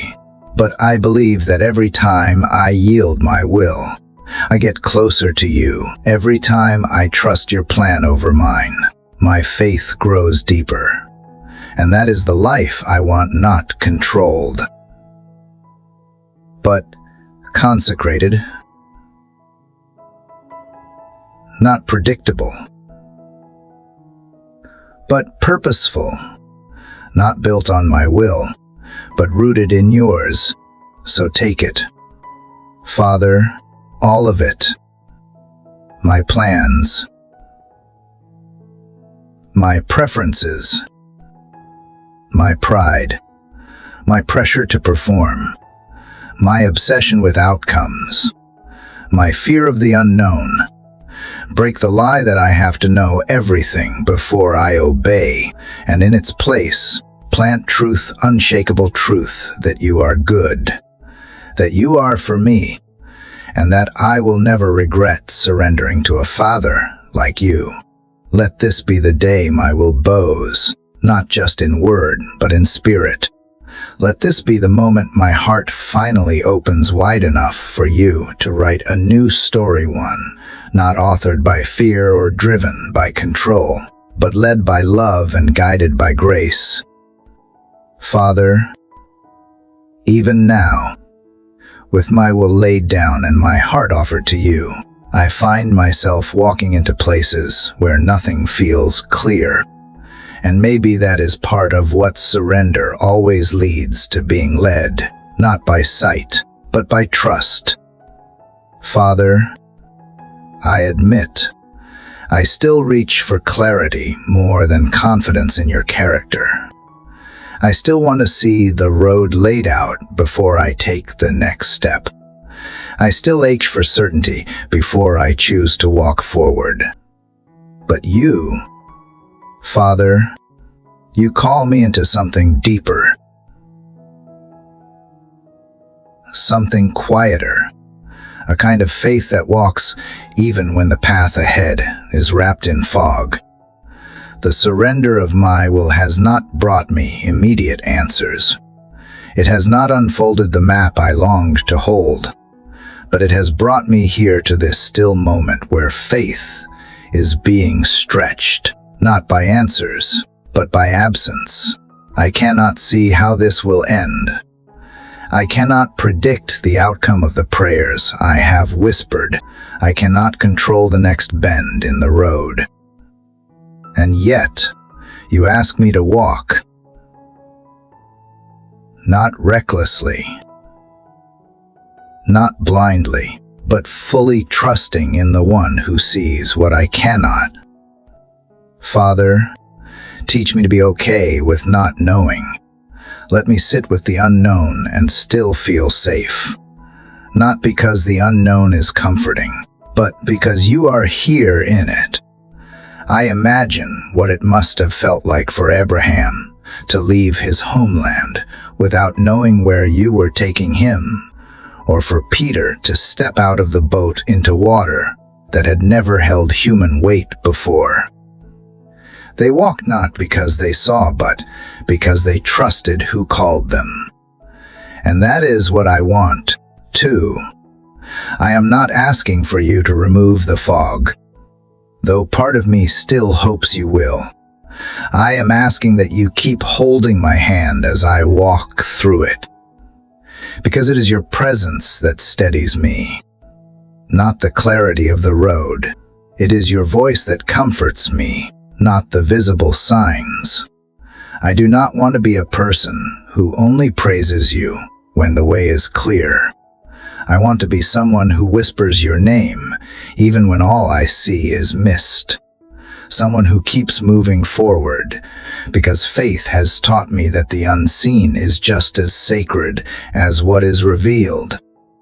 There are places in my life right now that feel unfinished, unresolved, unlit. There are prayers I have lifted for months, even years, that seem to float unanswered.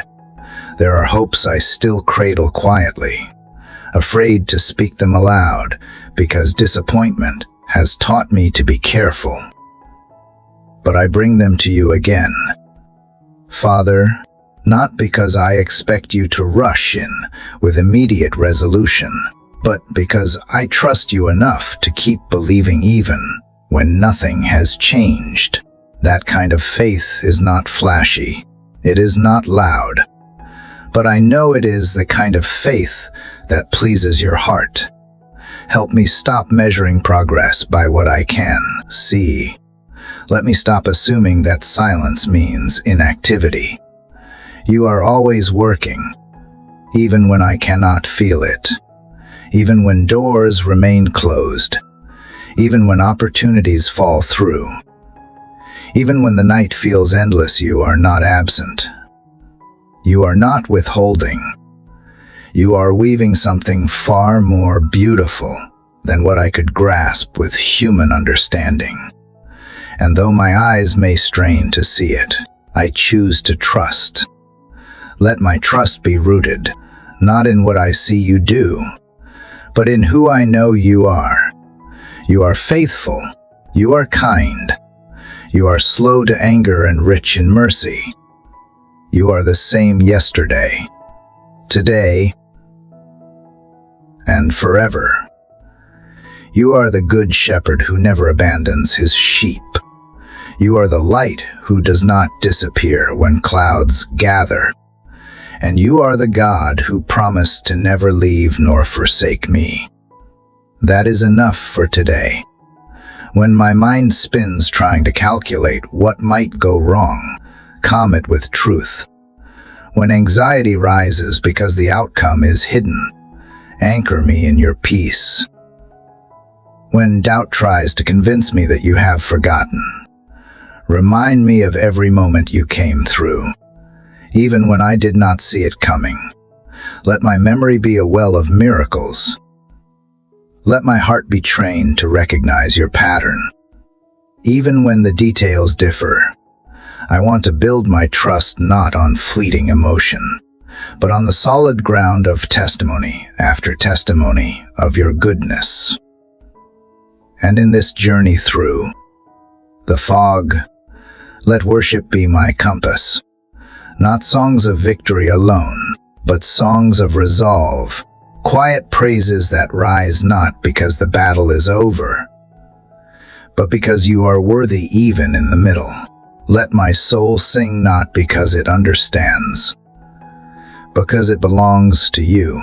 Let that song echo louder than fear, longer than silence, stronger than confusion. A song that says, I trust you. Even here.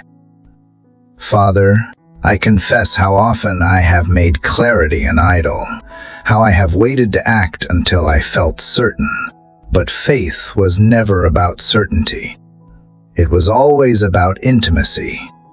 It was always about walking close to you, even when the path is invisible. So I turn from needing to know and return to needing to stay close. Hold me near. Father, let each step I take be less about direction and more about devotion. And if I wander, if I freeze, if I forget, pull me gently back. Let the sound of your love draw me through every unfamiliar stretch of terrain. Let your word be a lamp, even if it only lights the step right in front of me. I do not need the full picture. I just need to know you are with me in it. Let my life be marked by faith that walks in the dark. Not perfectly, not fearlessly, but faithfully. Let this trust become the testimony I carry, that even when I could not see, I kept walking, hand in hand with the one who could. Father, there is a quiet ache I cannot describe, a heaviness that does not shout but settles deep within. It does not rise with drama, nor does it demand attention, yet it lingers like the echo of a wound long past. And yet, somehow, it still bleeds. Father, this pain has no name, no clear origin, no obvious scar. But I know you see it. I know you feel it. I know you have always been near it, even when I could not recognize it myself. And so I come again, not with clarity, but with vulnerability. I lay this wordless sorrow before you, trusting you to interpret even what I cannot say. It is strange how pain can hide, how it finds corners in the soul where light rarely reaches. I do not know how long this ache has lived inside me. Perhaps it began with a betrayal I pretended did not matter, or a disappointment I never let myself grieve. Maybe it is the weight of expectations I have carried for too long, or the silence of prayers that seemed forgotten. But whatever it is, you know. You knew before I did. You saw the moment the seed of sorrow was planted, and you have waited patiently, tenderly, for me to bring it to you. Father, the garden of my heart has places where thorns still grow, where weeds of fear and shame have quietly taken root. I have tried to keep them hidden, even from myself. I have learned how to smile while walking with a limp. I have learned how to function with a fracture I never treated. But today, I do not want to pretend anymore. I want to let you in, not just to the polished parts, but to the messy, overgrown, neglected spaces where healing is needed most. You are not shocked by my brokenness. You are not repelled by the rawness I have tried to hide. In fact, it is this very place that draws you close. For you are the God who does not fear the wound. You are the physician who chooses the hardest cases. The healer who comes not only for the obvious injuries, but for the silent suffering that few can detect. You come for the pain that has been buried under years of denial. You come for the sorrow I stopped talking about. You come for the heartache I minimized. You come for the me I thought was too much or not enough. And so I open my heart wide, not knowing exactly what will surface, but willing to let you search it, willing to let you reach in with gentle hands, and begin what I have delayed for far too long. Because I am tired of carrying what you already offered to take. I am weary of patching wounds you are ready to heal. I am done pretending that survival is enough when you came to offer wholeness. I want to be free, not just functional. I want to be whole, not just hidden. There are days when grief catches me off guard, when the tears rise for no apparent reason, when memories I thought I had mastered return with unexpected weight. And in those moments, I need to remember that healing is not linear, that you are not disappointed in my weakness, that progress in your kingdom looks like dependence, not perfection. And so I lean in. I lean into the discomfort, the release, the unearthing. I let you uproot what I have called normal. I let you replant what I never thought could grow again. Father, walk with me through this garden. Show me where I stopped believing. Show me where I made vows of self-protection that no longer serve me. Show me where bitterness took root, where sadness settled in like fog. And as you reveal, do not just expose, restore. Don't just convict, comfort. Let your presence be the balm. Let your voice be the ointment. Let your spirit be the gardener who knows exactly what to prune and exactly what to preserve. I do not have to have eloquent prayers for you to understand me. You are fluent in my silence. You speak the language of tears. You interpret sighs and pauses and the awareness that words cannot hold. And so I come, even with empty hands and a heavy heart, because I know that is enough. I know you never asked me to bring perfection. Only permission. Permission to let you in. Permission to begin again. Permission to hope that healing is still possible. Let your light warm the cold places. Let it seep into the cracks where shame has whispered lies.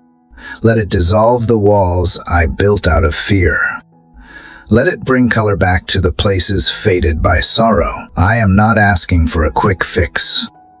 I am asking for the kind of healing that lasts. The kind that changes me at my core. The kind that replaces old pain with deep peace. The kind that roots out despair and replaces it with quiet joy. The kind that only you can give. And as you heal me, let me extend that healing to others. Let me become a safe place for those who are still silent. Let my story become a doorway through which others walk into their own restoration. Let me carry the fragrance of healing in every room I enter, not because I have it all together, but because I have met the healer. Let my scars speak of survival. Yes, but more than that, of redemption. Let them point to the God who sits with the broken and stays until they rise. I believe, Father, that nothing is too hidden for you to find. Nothing is too tangled for you to untangle. Nothing is too old for you to renew. And so I offer this aching, unnamed part of me, not with shame, but with trust. Trust that you see. Trust that you care. Trust that even now, you are at work, digging deep, pulling gently, restoring what was lost. I surrender not just the obvious wounds, but the ones I buried, and I wait here, in the safety of your love, for the healing only you can bring. Father, after surrendering to you the wounds I could not name, I find myself here in the quiet that follows. There is no dramatic shift, no immediate revelation, no lightning bolt of change. Just stillness. Just this waiting. And, Father, waiting is hard. My heart still longs for resolution, for breakthrough, for evidence that you have heard me. But in this in-between place, I am beginning to see that waiting itself is not a punishment, is a place you meet me too. There was a time I thought movement meant progress, that action was the only sign of life. But now, in this sacred pause, I sense you asking me to rest, to stay, to trust you even when I see nothing changing. It is not easy. The temptation to strive creeps in. The voice of fear whispers that silence means abandonment. But deeper still, your whisper says otherwise. You are here in the quiet. You are here in the pause. And your hands are still working, even beneath the soil, like seeds planted deep beneath the surface.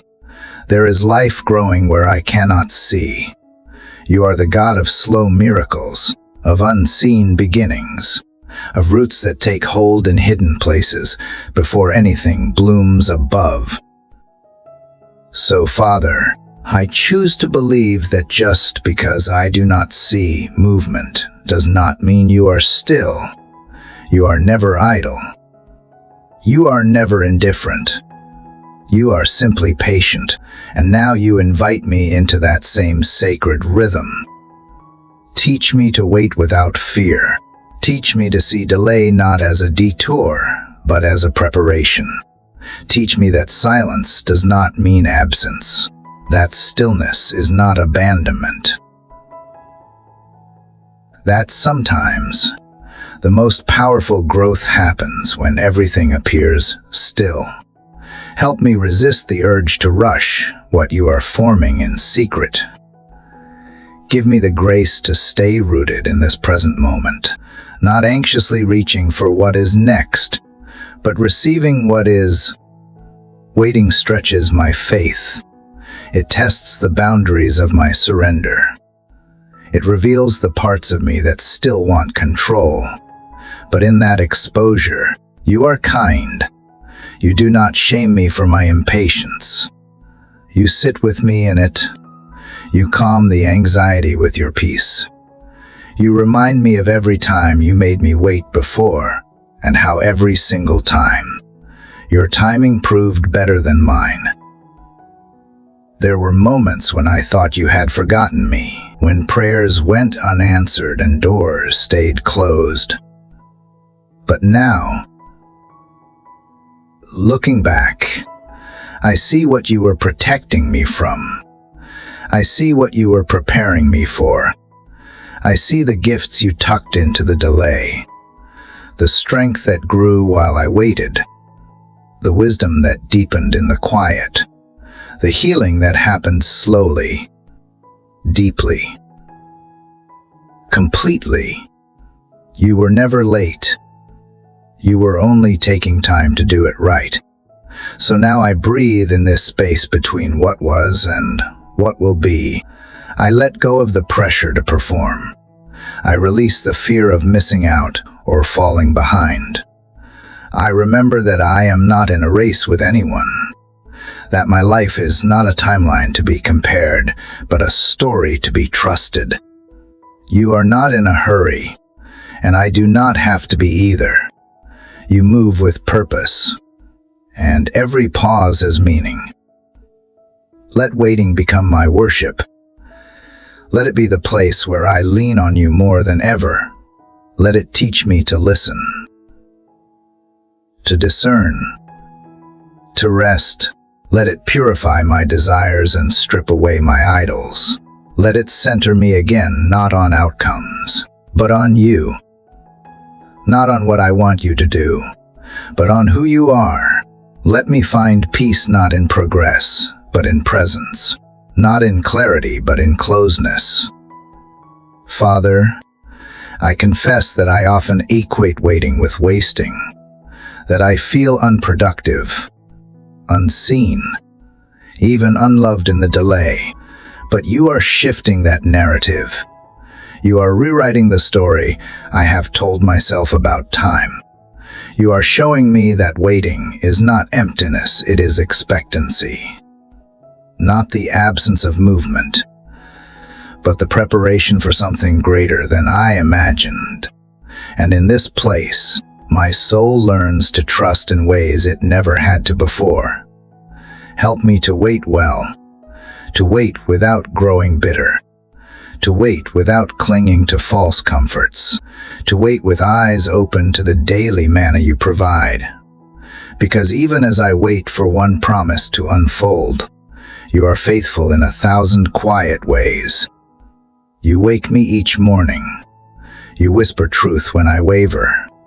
You sustain me in unseen ways. And that is enough. I want to be like those who wait and do not faint, who trust without knowing when, who praise before the answer comes, who worship even when the wait feels long. I want to be rooted like a tree that does not question the winter because it trusts in spring. I want to believe that what you are cultivating in the soil of my soul is worth every silent moment. And when impatience knocks again, when fear rises or restlessness takes hold, remind me of your goodness. Anchor me in your promises. Wrap me in your peace. Let waiting refine me, not ruin me. Let it deepen my dependence and awaken my worship. Let it be the sacred space where trust is forged and intimacy with you grows strong. Father, thank you for not rushing me or rushing this process. Thank you for seeing more than I can see and loving me enough to delay what I am not ready for. Thank you for using the waiting room as a classroom. Thank you for being the God who sits beside me on the bench when I thought you had left me behind. And thank you for the beauty that is coming not just in the answer, but in who I am becoming while I wait. So here I am again, still, trusting, waiting, not with fear, but with faith, not with panic, but with peace. And with every moment that passes, I believe a little more that you are faithful in the delay, powerful in the pause, and near in the quiet. I will wait here, Father, not alone, but with you confident what grows in the soil of patience will bloom in the fullness of time. Father, following the stillness of waiting, I now find myself facing something deeper, the truth of my own weakness. Not the kind I can hide or dress up in strength, but the kind that exposes every crack in my being. And yet, Father, it is here, in the honesty of my frailty, that something unexpected begins to happen. There is no shame in these cracks anymore. They do not disqualify me from your presence. They are the very places where your light seeps through, where your power rests, and where grace does not just visit but dwells. I used to believe I had to be strong for you to love me, that if I just had more faith, more courage, more discipline, then I would be worthy. But now I see it clearly. You never asked me to be enough. You only asked me to be real. And in this rawness, you come close. You lift the weight I was never meant to carry and replace it with peace that makes no sense, but wraps around me like armor. When I am weak, I am not less in your eyes. I am held. I am noticed. I am covered. You are not disgusted by my brokenness. You are drawn to it. And I begin to understand that grace is not a reward for the strong, it is a lifeline for the weak. Your strength does not compete with mine. It fills in the gaps, overflows into the empty, and transforms my surrender into something holy. The world tells me to hide my struggles, to pretend I am fine, to keep pushing through. But you invite me to stop performing. You tell me to bring every heavy part and lay it down, not in defeat, but in trust, because you are not looking for a perfect version of me.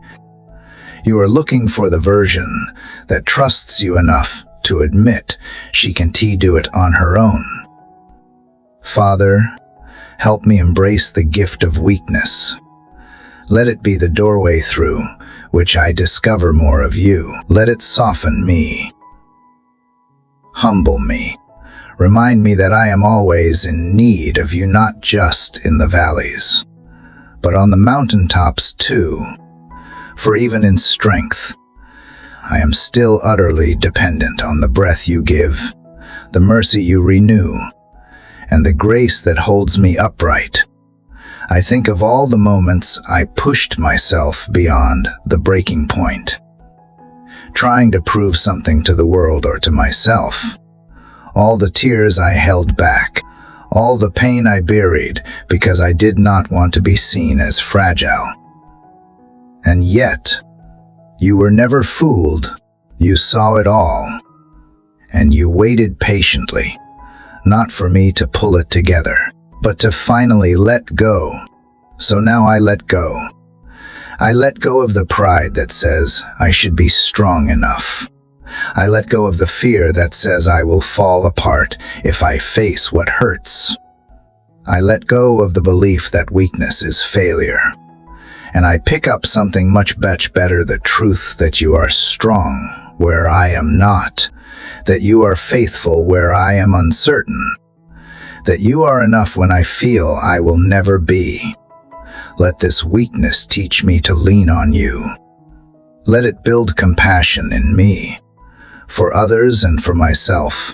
Let it become the soil where deep joy grows, the kind of joy not rooted in circumstance, but in confidence that I am known and loved, not despite my weakness, but in the midst of it. And when I see others struggling, remind me not to judge, but to reach out, because now I know what it feels like to need grace.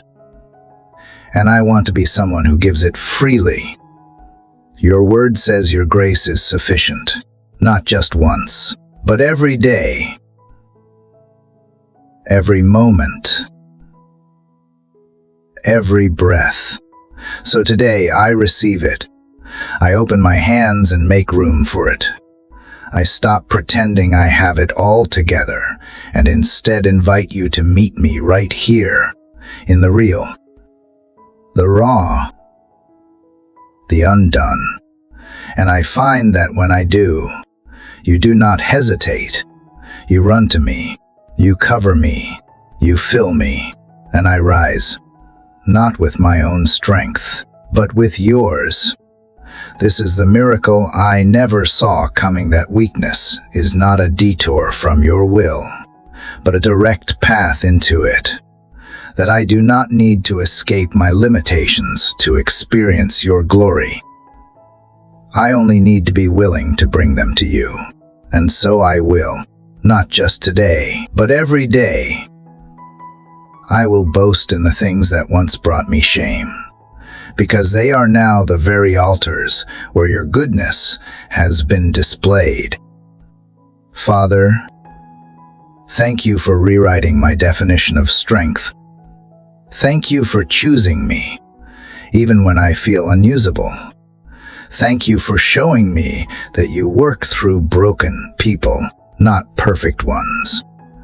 And thank you for the strength that comes not in the absence of weakness, but through the embrace of it. Father, you are my refuge when I feel overwhelmed and my source of quiet strength when I falter.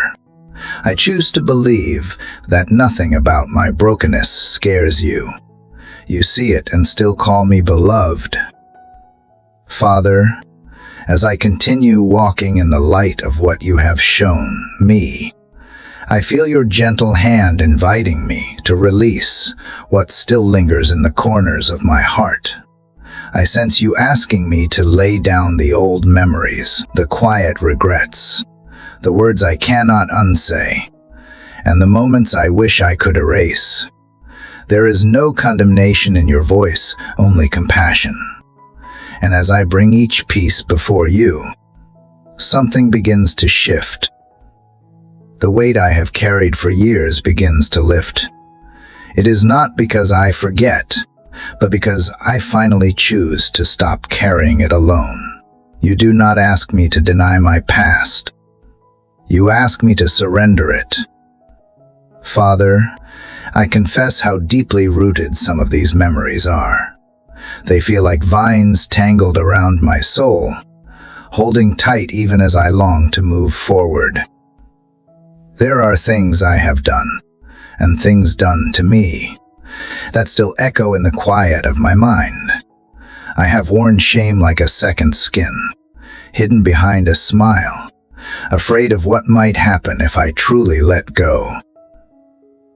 But today, I hear you whisper that I no longer have to live under the shadow of what was. You are not keeping score. You are holding out grace. So I bring it all.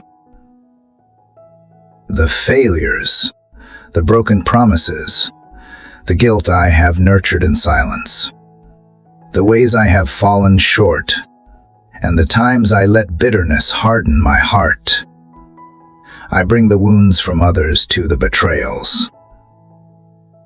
The disappointments, the unanswered whys, I set them down, one by one, not in defeat but in trust, because I know you see them all, and you are not afraid of any of it. In your hands, even the shattered pieces can become something beautiful. I ask you now, Father, to breathe your freedom into the spaces where I have lived in bondage. Break the agreements I have made with regret.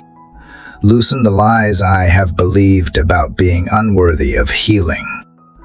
And where I have made my home in the past, teach me instead to dwell in the present right here.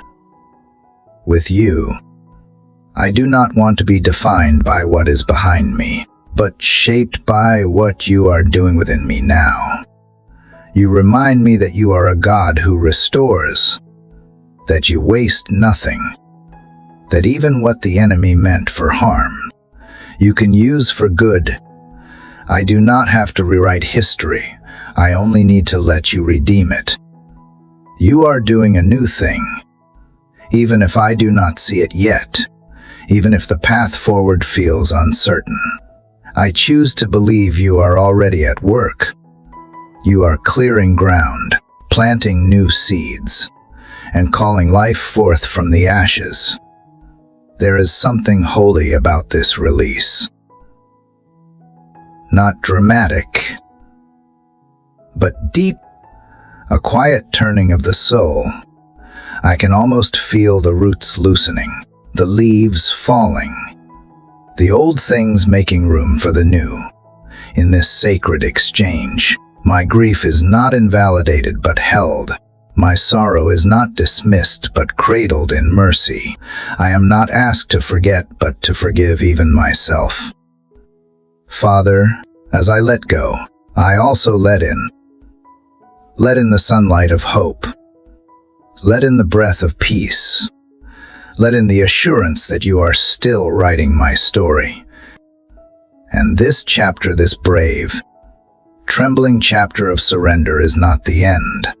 It is a doorway, a beginning, a release into freedom I did not know I needed. So keep walking with me. Keep reminding me that the past does not disqualify me. It simply brought me to this moment.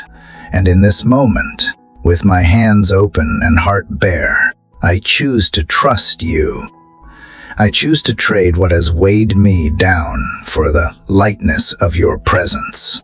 I choose to believe that even now, even here, you are doing a new thing, and I will keep walking.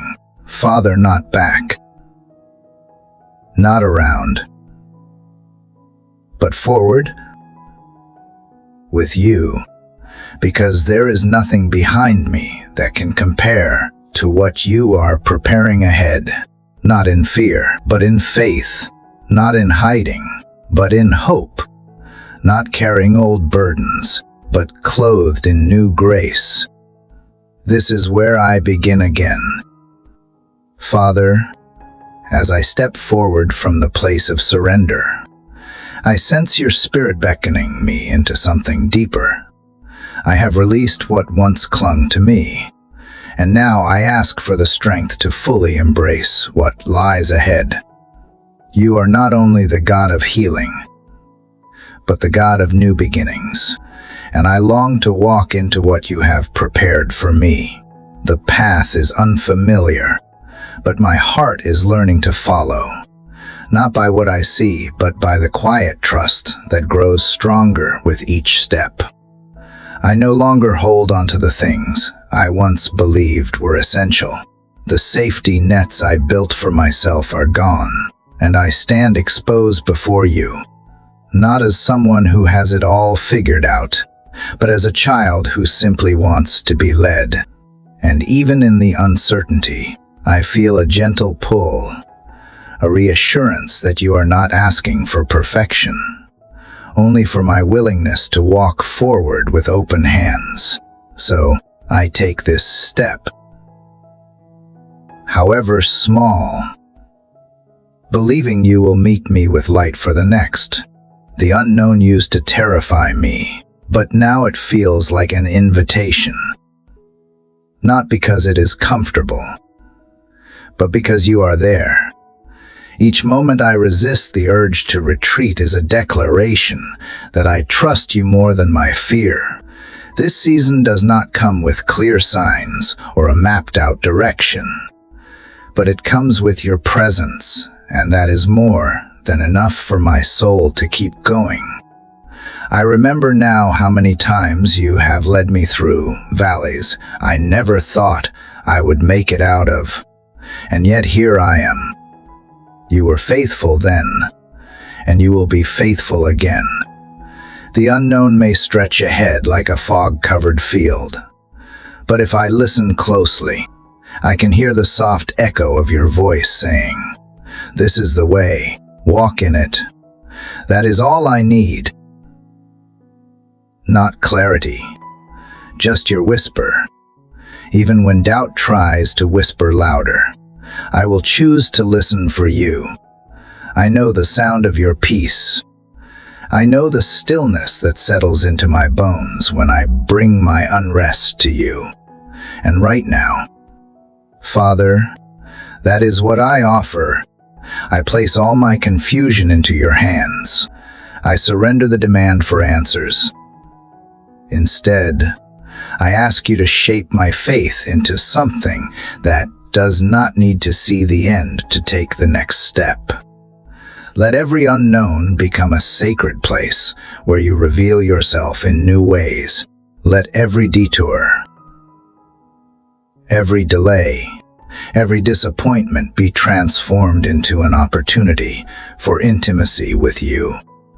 I do not want to waste this wilderness. I want to encounter you here. I want to come out on the other side with a deeper knowledge of who you are and who I am in you. Father, I confess that there are moments when I want to take control again, when I want to rush ahead or turn around, but your Spirit gently reminds me to stay, to be present in this stretch of faith. Because faith, real faith, is not about what I feel but about who I follow. And I choose you over logic, over fear, over convenience. I choose you. I am learning that trust does not always come with understanding. Sometimes it comes with silence. But even in that silence, you are not absent. You are forming something within me that cannot be rushed. Something that will anchor me when the storms return. And they will. But so will your faithfulness. So will your grace. So will your promises. Father, as I lean into this unfolding day, I still carry the quiet weight of what has not yet arrived. The promises unfulfilled. The prayers unanswered. The doors unopened. And yet, as I reflect on all you have already done, I am learning that your silence is not absence, and your timing is not delay, it is divine orchestration. Like a symphony playing notes I do not yet hear, your plan is moving forward in perfect tempo, even when I am still trying to find the rhythm. Father, it is not easy to wait when the heart is full of longing. But in the space between the not yet and the suddenly, I sense you inviting me into deeper trust. You are not rushed by my urgency. You are not caught off guard by the timeline I had imagined. You are not bound by the clocks and calendars that often control my peace. Instead, you move with intention, with purpose, with love, and in that sacred truth, I find myself loosening my grip on the things I thought should be happened by now. You have shown me that delay is not denial. And sometimes, the very thing I beg you to speed up is the very thing you are slowing down to protect me. So, I surrender the urge to force what is not yet mine. I lay down the timelines I have written in my head, and instead, I stretch out my faith to hold on to something greater, your perfect will, even when I cannot see it. Believe you are working behind the curtain, preparing the scene before I step into it, like the farmer who plants but must wait through unseen days. I too must learn the sacredness of patience. The seed must die in the ground before it grows, and the fruit cannot ripen without time. Teach me to live in that in-between, not with frustration, but with reverence. Help me to look at what seems like stillness and recognize it as sacred preparation. There have been seasons when I doubted whether you heard me at all, when my prayers felt like whispers into a void. But now, I sense that you were never far. You were building me, stretching me, maturing me. You were using time not to torture me, but to transform me. And the very days I resented have become the days that rooted me in deeper faith. Sometimes, Father, I admit I feel left behind. I see others stepping into breakthroughs while I remain in the hallway of waiting.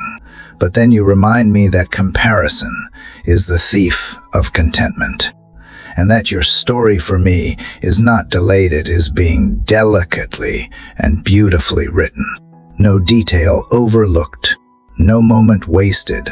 I am not missing out. I am being positioned. I trust that when the time is right, not a second too soon or too late, you will open the door, and when it swings wide, I will walk through it with a heart that is ready, because I waited with you, not apart from you, because I chose to grow instead of grumble, because I let patience have its perfect work in me. Father, I do not want to miss what you're doing now, because I am obsessed with what is next. Help me be fully present in this moment, because even here, even in the quiet, you are present, and that is enough. Even if I do not get what I asked for in the way I imagined, I know you will give me what I need, because you are good, and you do not withhold what is best.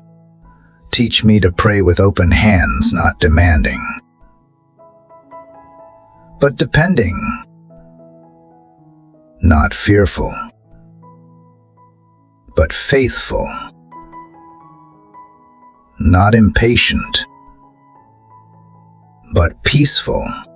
Help me to hold promises with hope, but also with humility, knowing that even if your answer looks different, it will be better, not always easier,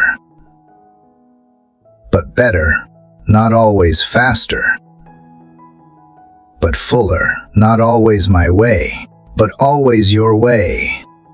You have shown me, Father, that trust is not proven in the easy yes, but in the quiet wait. And as I remain here in this moment with you, I feel the shifting. The anxious corners of my soul begin to soften.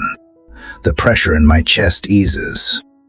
The restlessness that once drove me is stilled, because trust is growing where doubt once shouted.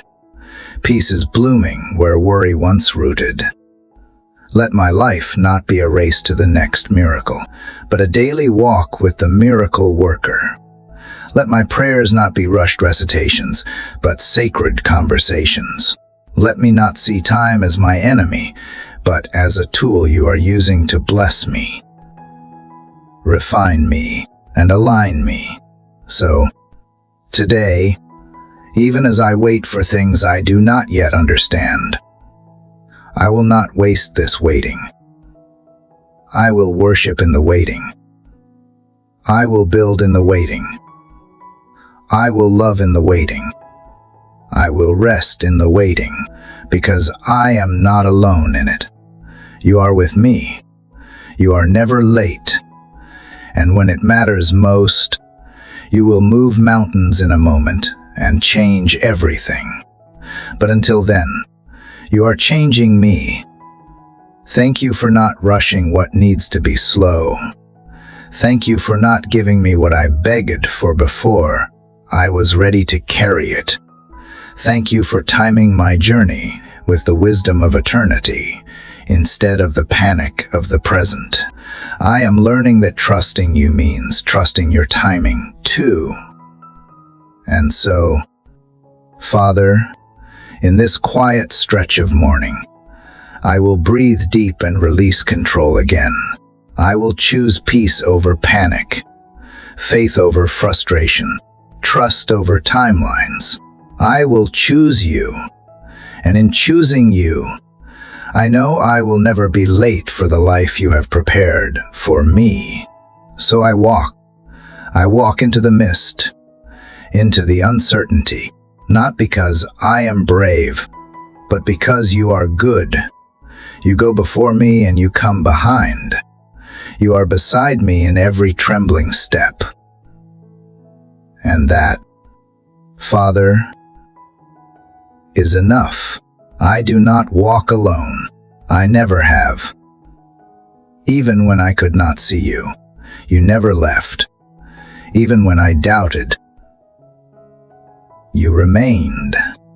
That is the kind of love I follow, the kind of love that leads me home. Even when I do not know where home is yet, as I face what is ahead, I release the burden of trying to figure it all out. I do not need to know what is next. I just need to know you are with me. I need to remember your faithfulness behind me, your hand beneath me, and your spirit within me. That is what gives me the courage to keep going. That is what steadies my heart when the unknown rises like a wave. The world may measure progress by outcomes and results, but you measure it by surrender and obedience.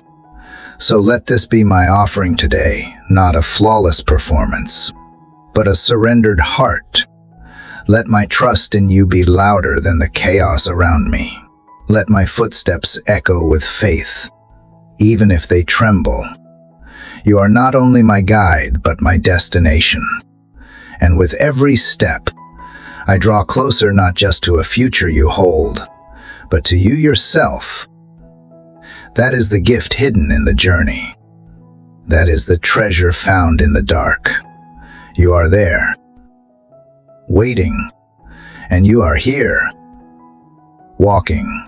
So I move forward not perfectly, not fearlessly, but faithfully, and that is enough. I breathe in the unknown like morning air, fresh and full of possibility. I exhale fear and make room for grace. I fix my eyes not on what is seen, but on the eternal that guides me. And I know somewhere deep within this quiet, sacred stretch I will find you in ways I never imagined. And that will be the miracle of this chapter. Not what I gain, but who I become as I follow you step by step. Father, when I quiet myself in your presence, I feel the weight of weariness settle deep in my chest. There are days when hope flickers like a candle in the wind, trembling, almost fading. Yet even in the dimmest light, I find you waiting gentle, unwavering, patient. You never rush me through my weakness. You do not rebuke my tears. Instead, you gather them as offerings, as whispers of my soul that still believes, even when my mind is unsure. Father, I do not come today pretending to be strong. I come empty-handed, barely able to lift my head. And yet, I trust that you are the God who sees the ones who crawl, not just the ones who run. I trust you with my silence, my confusion, and the spaces where my faith has grown thin. The path before me is not always clear, and my feet often stumble. But I hold on to your robe like the woman who had nothing left but desperation and belief. I know there is healing in your nearness. I know there is purpose in the pause, strength in the stillness. When the answers do not come, when the doors stay closed, when the night stretches longer than I expected, teach me to hold on, not with clenched fists, but with surrendered hearts. Let my endurance not be born from fear, but from trust.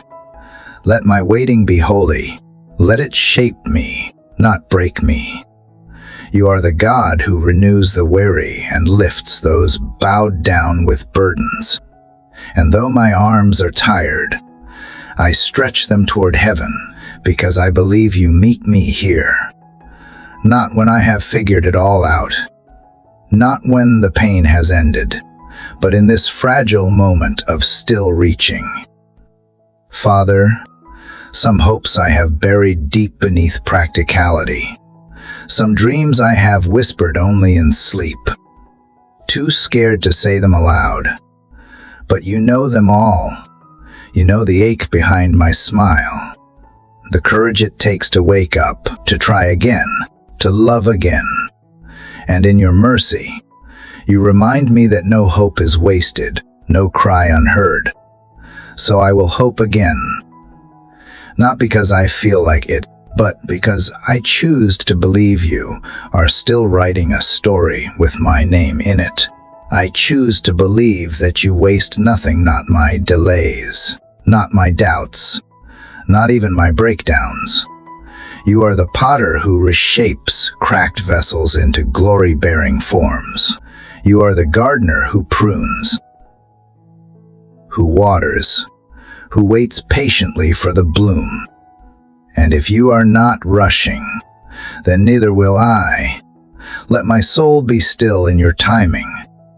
Let my eyes remain open to the subtle ways you move. Let me be willing to hold on, even when holding on feels like all I can do. I lift up every tired heart who listens now, every person who is clinging by a thread. Let them know they are not forgotten. Let them feel the whisper of your love brushing across their skin like wind before the dawn.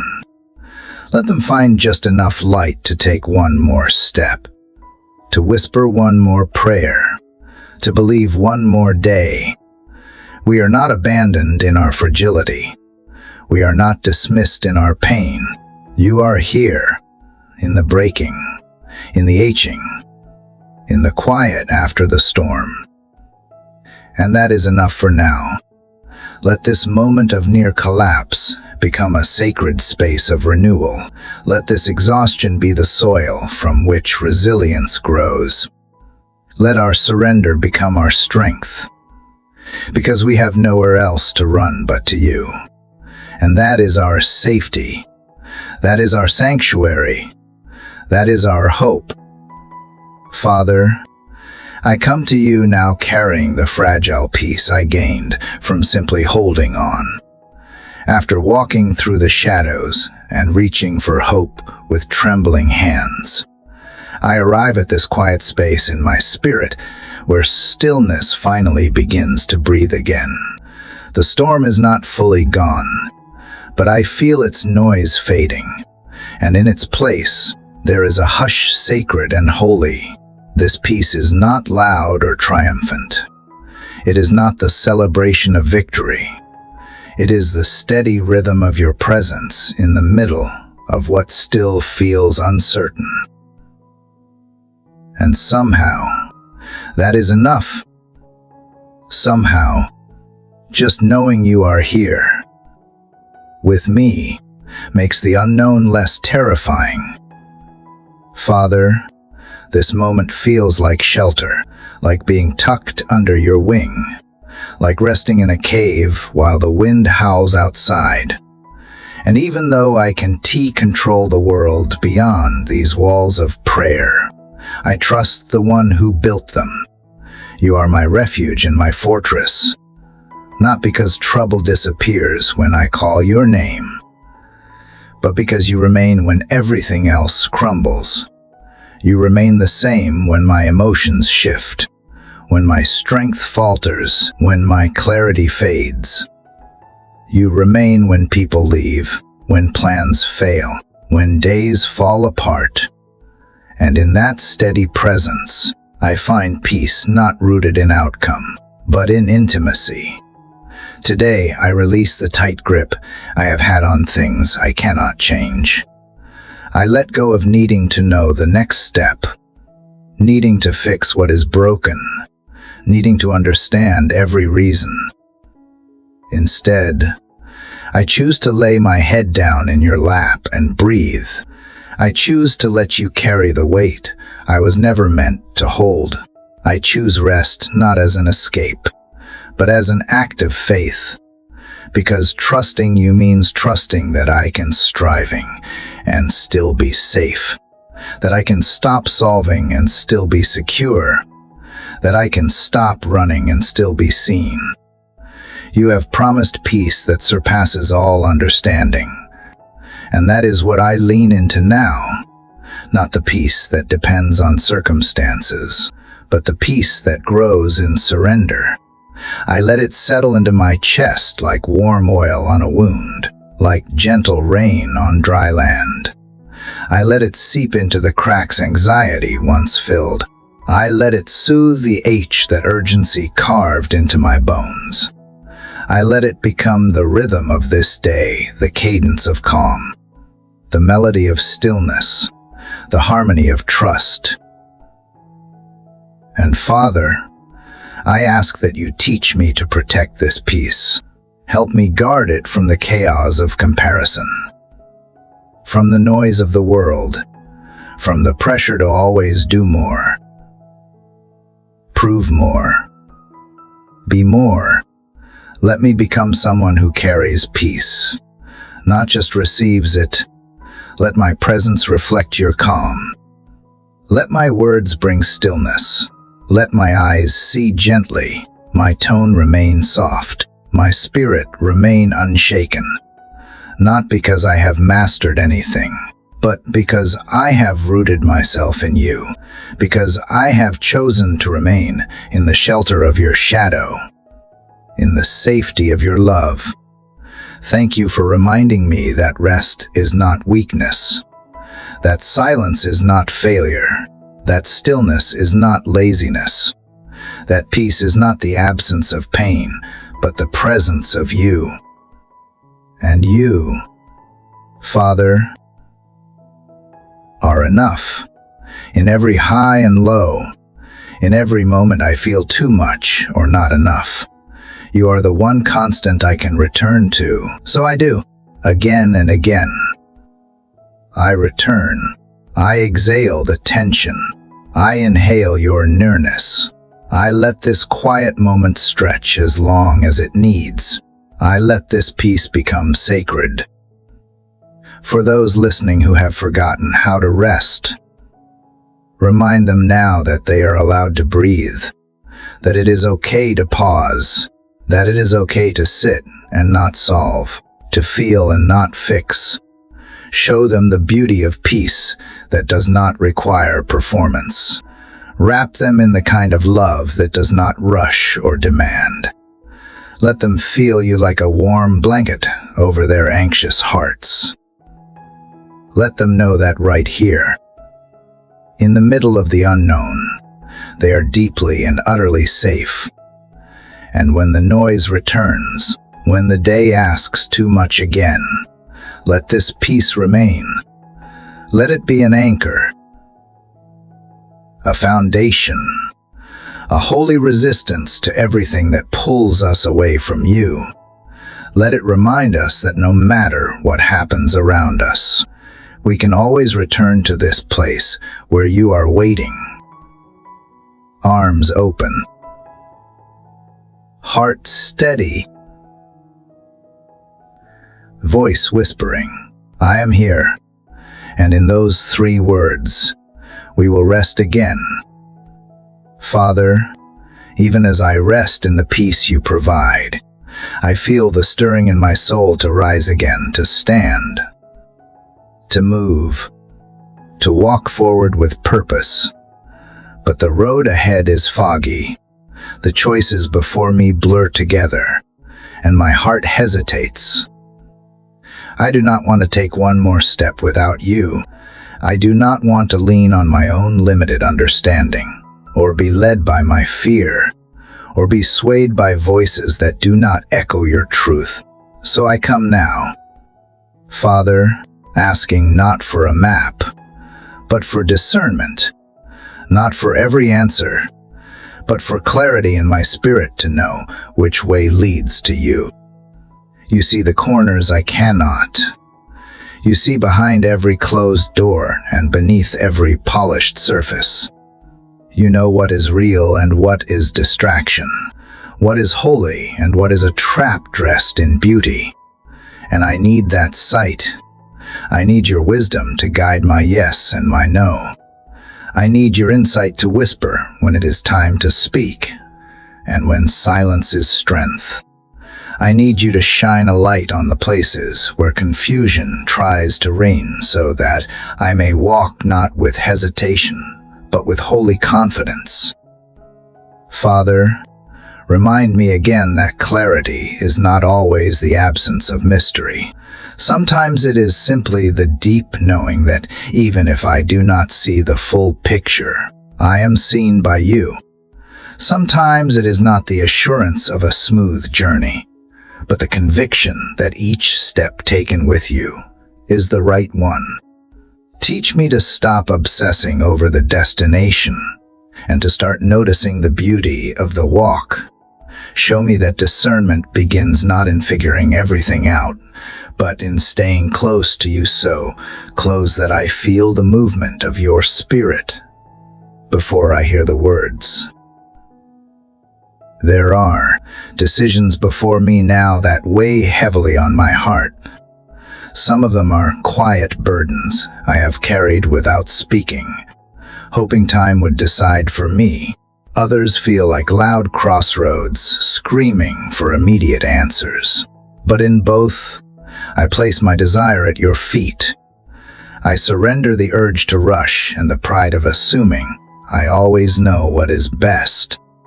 I acknowledge that wisdom does not grow in noise, but in nearness. And so, I draw near to you now, asking not for ease, but for truth. Not for what pleases the world, but for what pleases you. Let my heart become sensitive to your nudges.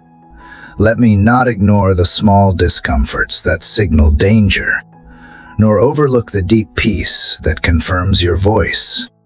Make me brave enough to wait when waiting is wisdom, and bold enough to act when the moment comes. Give me the strength to accept when the answer is no, and the humility to celebrate when the answer is yes for someone else. Let me be so rooted in trust that I no longer need signs as proof, but see every breath as evidence of your faithfulness. Father, if I begin to drift into confusion, pull me back with gentleness. If I start chasing things not meant for me, close the doors with grace. If I begin to believe that I must figure everything out alone, remind me that you are already ahead of me, preparing the way. Plant discernment like seeds in the soil of my thoughts. Let wisdom grow quietly, day by day, until it bears fruit in the way I live, speak, decide, and love. Let clarity rise not from panic but from peace. I also ask for discernment in relationships. Lord, sometimes the people closest to me cloud my judgment. Sometimes the desire to be accepted drowns out the need to stand in truth.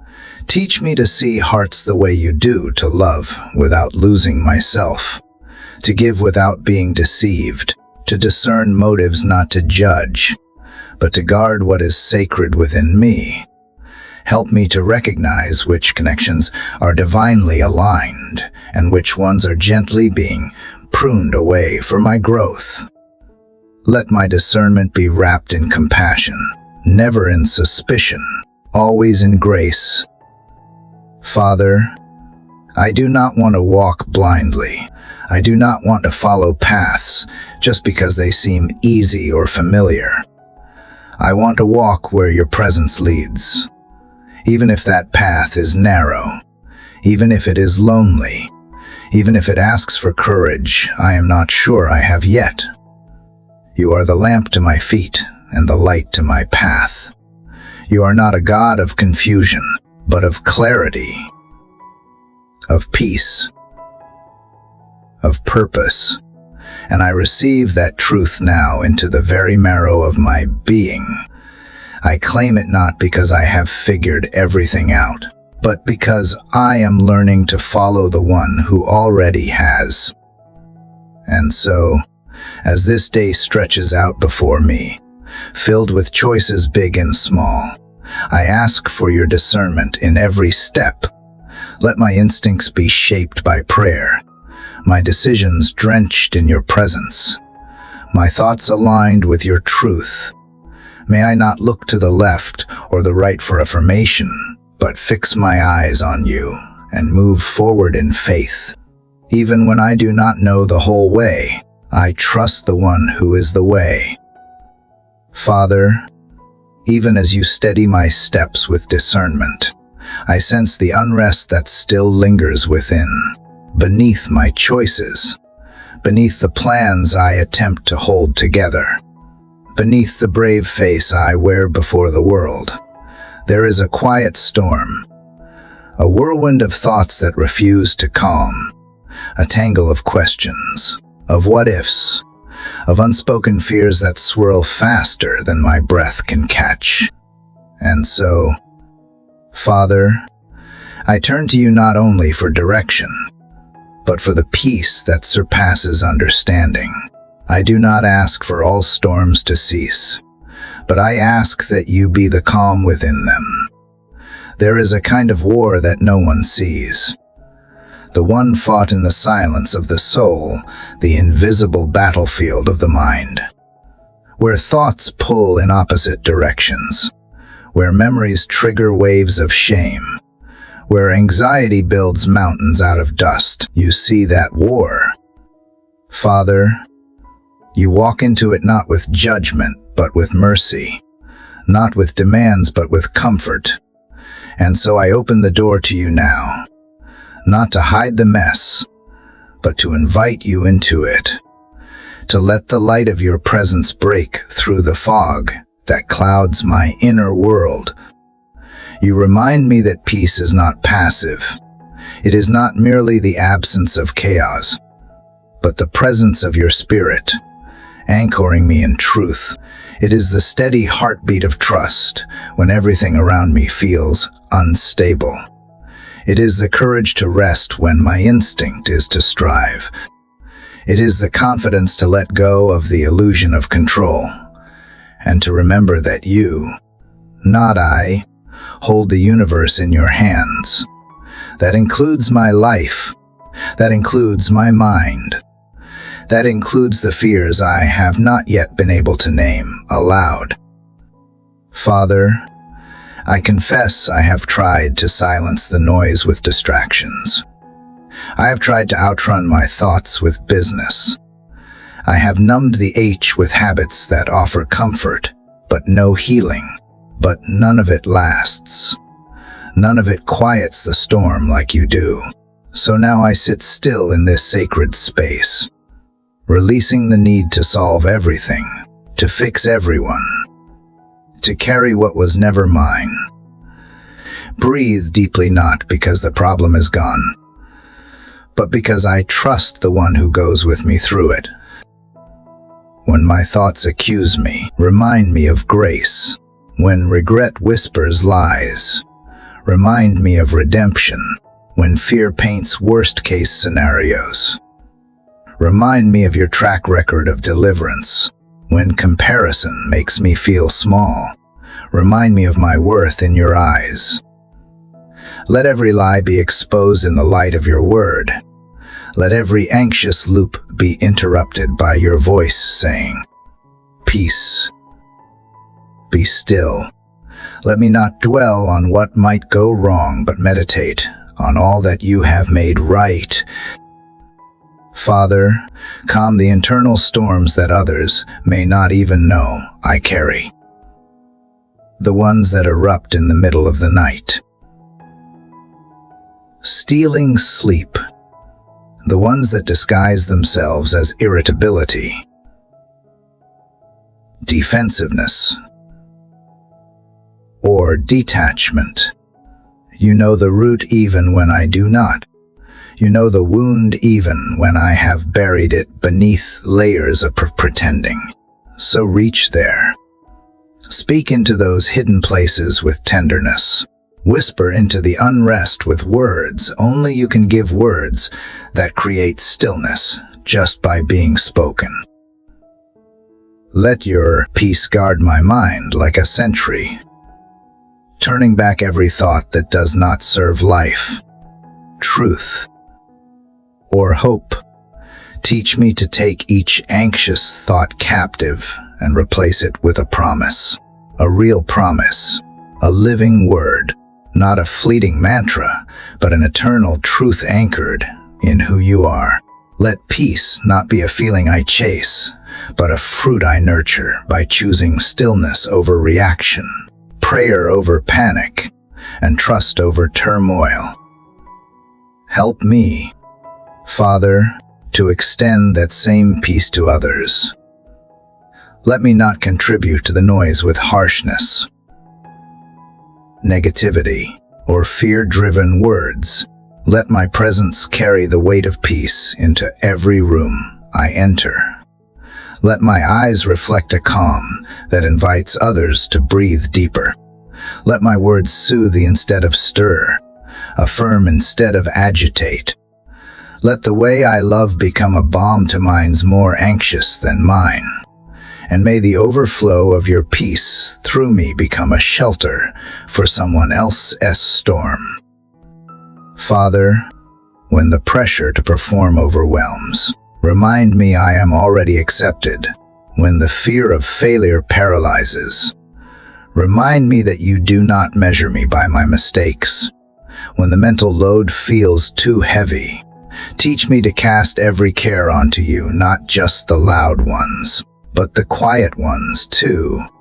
Show me the difference between responsibility and control, between diligence and obsession. Let me be a good steward of my thoughts, not a prisoner to them. And as I move through today, let peace follow me like a shadow.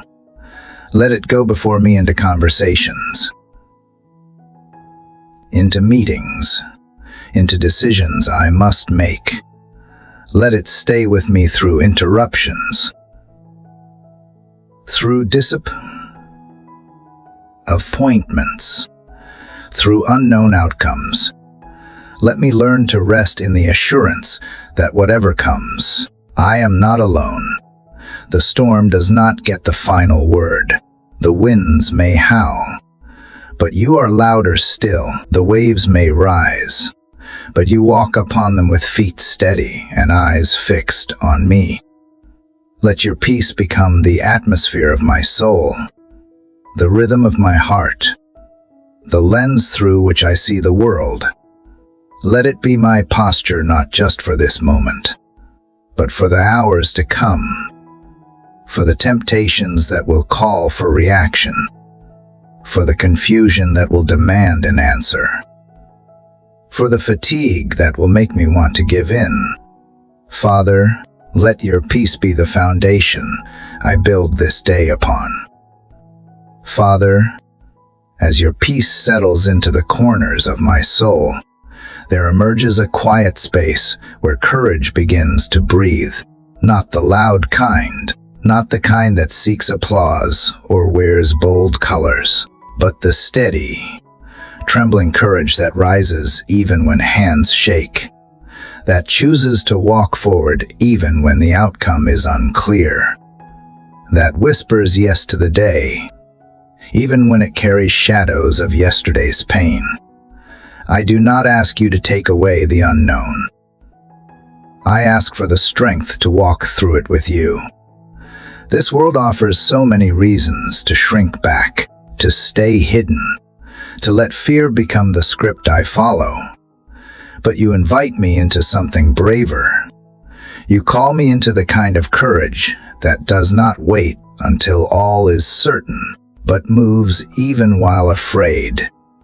You do not shame my fear, you speak into it. You do not demand I be fearless, you simply ask that I trust you more than I trust what scares me. And so, Father, I come with trembling faith and ask you to meet me in the place where I feel small.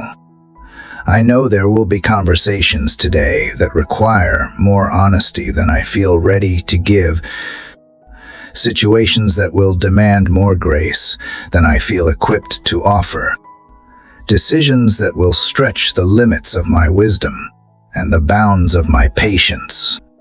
Father, will you be with me in each of those moments? Will you remind me that courage is not the absence of discomfort, but the willingness to obey even when it costs? Will you remind me that it is okay to feel vulnerable if I know that you are my strength?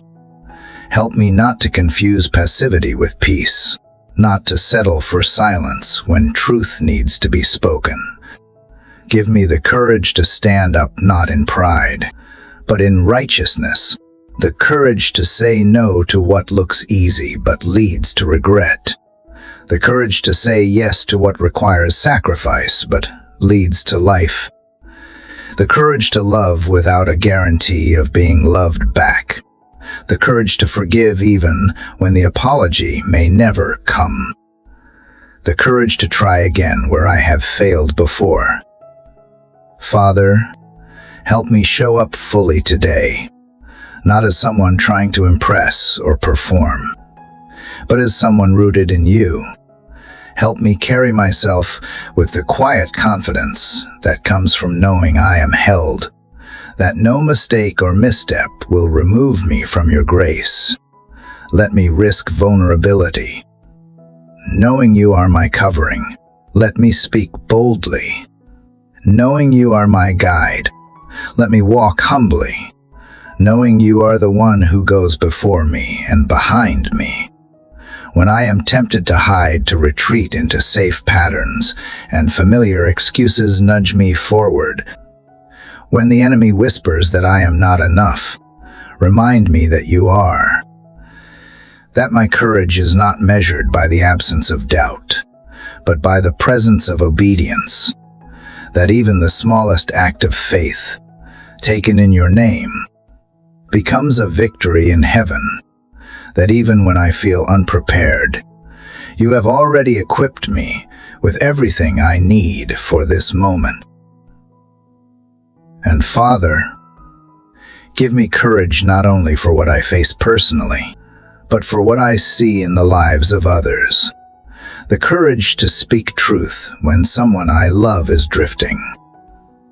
The courage to be present with someone who is grieving. The courage to confront injustice, even when my voice shakes. The courage to live generously when the world says to guard what is mine. The courage to serve when it is inconvenient. The courage to choose compassion over comfort. Let me not be a bystander to pain or need. Help me be courageous in my thoughts, too. To cast down imaginations that exalt themselves against the truth of who you are, to resist narratives that say I am too broken, too late, too much, or not enough. Let me think in alignment with your promises. Let courage shape not just my actions, but my mindset, how I see myself, how I see others, how I interpret what happens to me. Let courage change my inner dialogue into one that lifts, builds, and believes. And when I grow weary, remind me that rest is not weakness, that even warriors sleep, that even strong hearts need refilling. Help me not measure courage by endless striving, but by quiet resilience. Let me find strength not only in standing tall, but in kneeling low, in admitting when I need help, in leaning on community, in remembering that you are glorified not by my independence, but by my dependence on you. Let my life today reflect a faith that is not afraid to take risks, that shows up for others, that walks into messy spaces with open arms, that is willing to look foolish in the world's eyes because it trusts a kingdom not built by human hands. Let my courage point others to the source, not to myself. Let it draw attention not to my bravery, but to your beauty. Let the outcome of today's boldness be glory for you, not credit for me. Father, I do not know everything this day will hold. I do not know which conversations will be tender or which choices will carry weight. I do not know where I will be tempted to give in, give up, or run away. But I know this: you will be there, in every step, in every pause, in every high and every low. And if you are there, then I have all I need to walk forward, even with shaking hands and a whispering voice, even when the road is long and the way unclear, even when the outcome is still hidden. So lead me in courage, not just in the grand moments, but in the quiet ones too, in the decisions no one sees, in the boundaries I set, in the truth I tell myself when no one is around to affirm it. Let courage not be a mask I wear, but a fruit of the Spirit you grow within me. Something holy, something sacred, something steady and real, even in the face of uncertainty. Let this be a day where I walk not in the absence of fear, but in the presence of faith, where I carry courage not as a weapon to harm, but as a light to guide, a courage that listens, that loves, that lingers when others leave, that stands when it would be easier to sit in silence. Let this courage come not from me, but from you. Father, pure, true, and quiet in its power. Father, now that you have given me courage to step into the unknown, I feel you gently asking me to loosen my grip, to let go of my need to control what unfolds and trust you with the process I cannot see. And as much as I want to say I trust you fully, there are still places within me that grasp for answers, for timelines, for visible signs that things will be okay. I find myself wanting to fix, to manage, to control the outcome so that pain is avoided and certainty is secured. But you are inviting me into a better way, a freer way. You are not asking me to have all the answers today. You are not asking me to predict what will happen next. You are simply asking me to walk beside you, moment by moment, without needing to know how the entire story ends. And that is hard for me, Father, because surrender requires humility. It requires releasing the illusion that I am in charge. It requires laying down the pressure to hold everything together and admitting that only you can carry what I was never meant to. There is so much in life that remains unfinished, unresolved, unknown. Prayers that seem unanswered, doors that remain closed, dreams that still feel far away. And in those places, I want to believe that your silence does not mean absence, that delays are not denials, that waiting is not wasted when it is done in your presence. Teach me how to trust your process, not just the parts that feel good or make sense, but even the stretching seasons that feel like loss or confusion. Help me release the need to rush through discomfort. Help me stop trying to fast forward to resolution. Help me sit in the space between what was and what will be, with a heart that remains soft and open to your shaping. Remind me that growth rarely happens in the spotlight. It takes place in the quiet, hidden spaces where roots go deep. And maybe the discomfort is not a punishment, but a preparation. Maybe the delay is not a denial, but a divine pause for something better.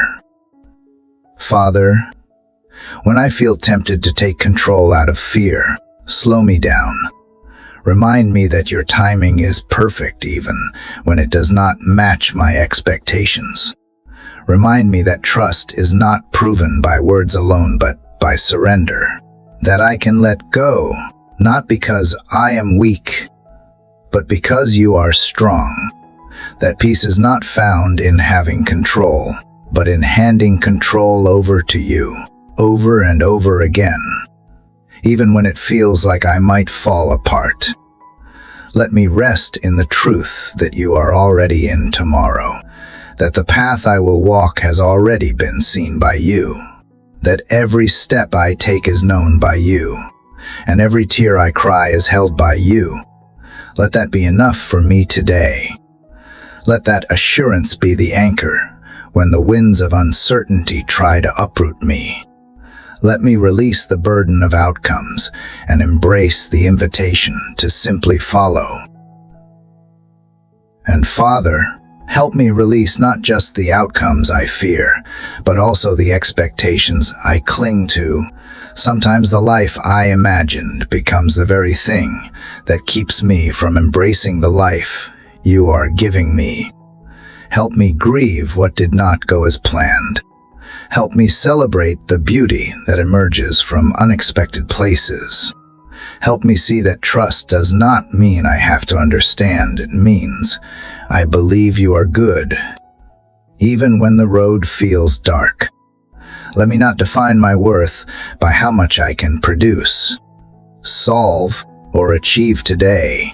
Let me rest in the identity you have already given me, beloved, chosen, held. Let me release the anxiety that comes from striving and embrace the security of being yours. Let me find joy not in the outcome, but in the journey. Let me find strength not in certainty, but in surrender, even when my thoughts try to spiral into what-ifs. Draw me back to the present, even when fear rises and tells me I have to act quickly to avoid disaster. Speak your calm over my soul, even when I can see the next step clearly.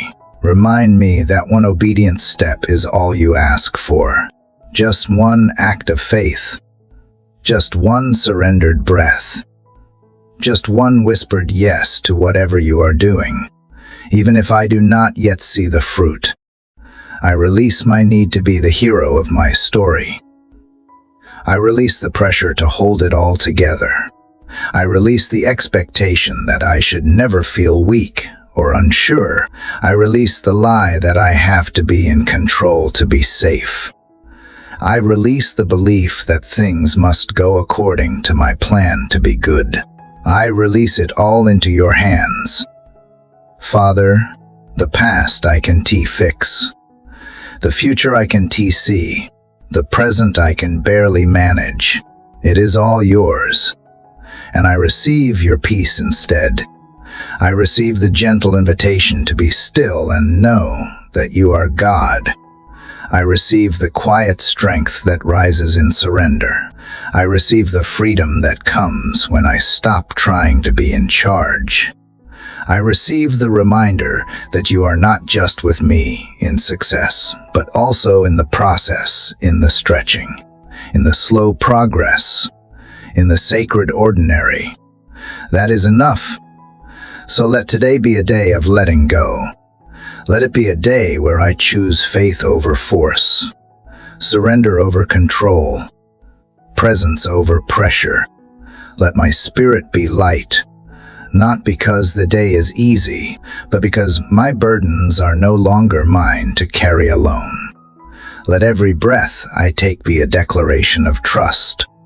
Let every decision I make be rooted not in fear but in faith. Let every moment I live be surrendered to you.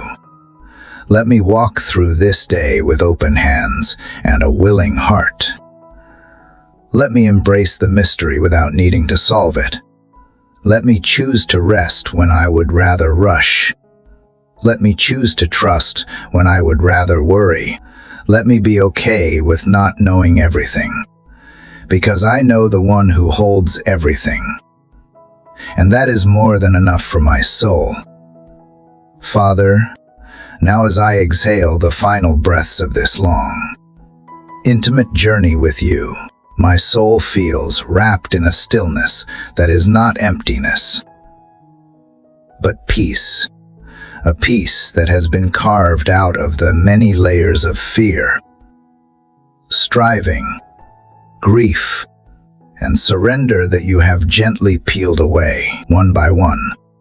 A peace that came not because everything around me changed, but because something within me did. And in this quiet moment, at the edge of a new day, I feel the hush of grace resting upon me. I look back and realize how far you have brought me, from the restless ache of uncertainty to the rooted calm of trust, from clenched fists of control to open hands of release.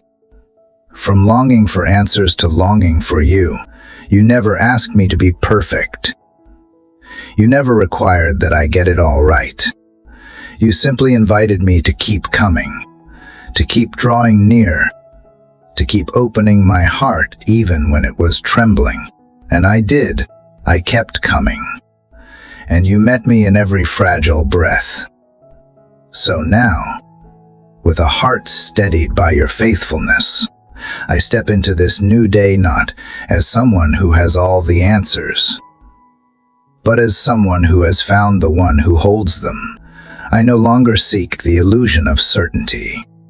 I seek your presence. I no longer chase what the world defines as security. I rest in the shelter of your wings. I no longer rush through life hoping to earn love or approval.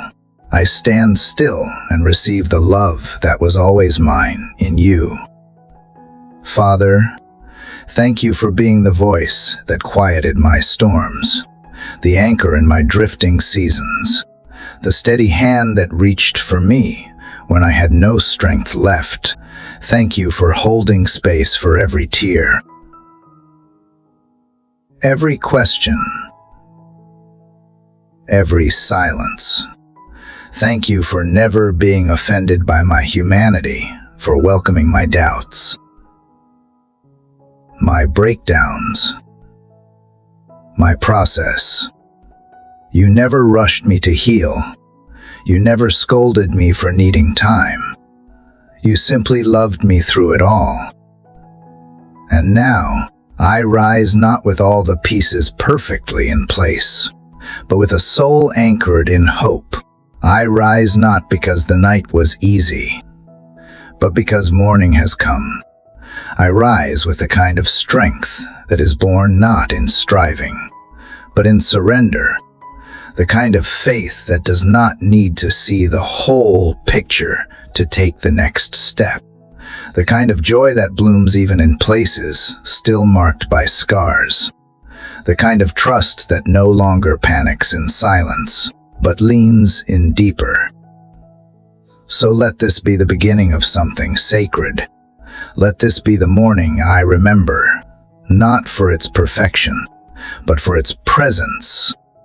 Let it be the hour when I stopped performing and started abiding.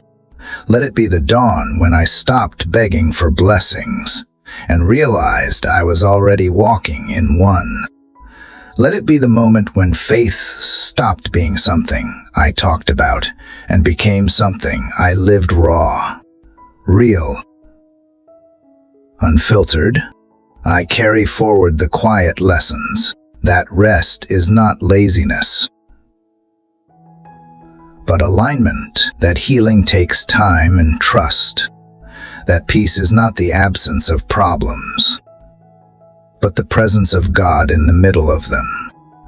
That grace is not a reward for the worthy, but a refuge for the weary. And I am weary no more, not because life is easy, but because I am no longer alone in it. I walk with you. That changes everything. Even as the world around me begins to stir, even as noise replaces stillness and demands come knocking, I choose to remain grounded in this holy hush. I will not forget the whispers you spoke to me in the dark. I will not lose the clarity found in quiet. I will not allow business to choke the seed you have planted in me. I will carry the stillness with me not as a feeling, but as a posture, a way of breathing, a way of being. Today, I choose to see with new eyes. I choose to listen with a heart tuned to heaven's rhythm. I choose to respond, not react. To build, not break. To forgive, not fester. To encourage, not compare. To give, not grasp. And when I feel the old patterns pull me back into anxiety or performance or fear, I will return here to this space where I remember who I am and whose I am. Father, if there is someone out there still searching, still aching, still doubting whether you hear, let this be the reminder that you do. Let this be the evidence that healing is possible, that freedom is real, that peace is not just for the holy, but for the hurting, that breakthroughs come not always in fireworks, but in the quiet decision to keep showing up. Keep surrendering. Keep trusting. And to the one who has made it to this point, to the one still reading, still listening, still reaching, I want to say thank you. Thank you for taking this journey with me. Thank you for choosing faith when fear felt easier. Thank you for opening your heart to something deeper than a ritual, wider than religion, something living and breathing, holy and honest. Your presence has made this space more sacred. I invite you to share what moved you, what you are praying for, or simply how you feel. This is not just a prayer, it is a conversation, a shared breath of hope, a moment of soul connection. Leave your words below, so others may be encouraged, so we may lift one another up, so we may remember we are never walking alone. And if this prayer has blessed you, please consider subscribing to the channel. Share it with someone who might need a reminder that God is near, that light still rises, that healing still flows. Let us continue walking this path of faith together, one sunrise at a time, one surrender at a time, one breath at a time. And now, as the sky turns from navy to deep lavender and the first golden threads of dawn stretch across the horizon, I let go of the weight I no longer need to carry. I inhale the quiet promise of a new beginning. I feel the gentle wind brushing past my skin like a whisper from heaven itself, and I walk forward, not with certainty, but with peace. Carried by the morning light,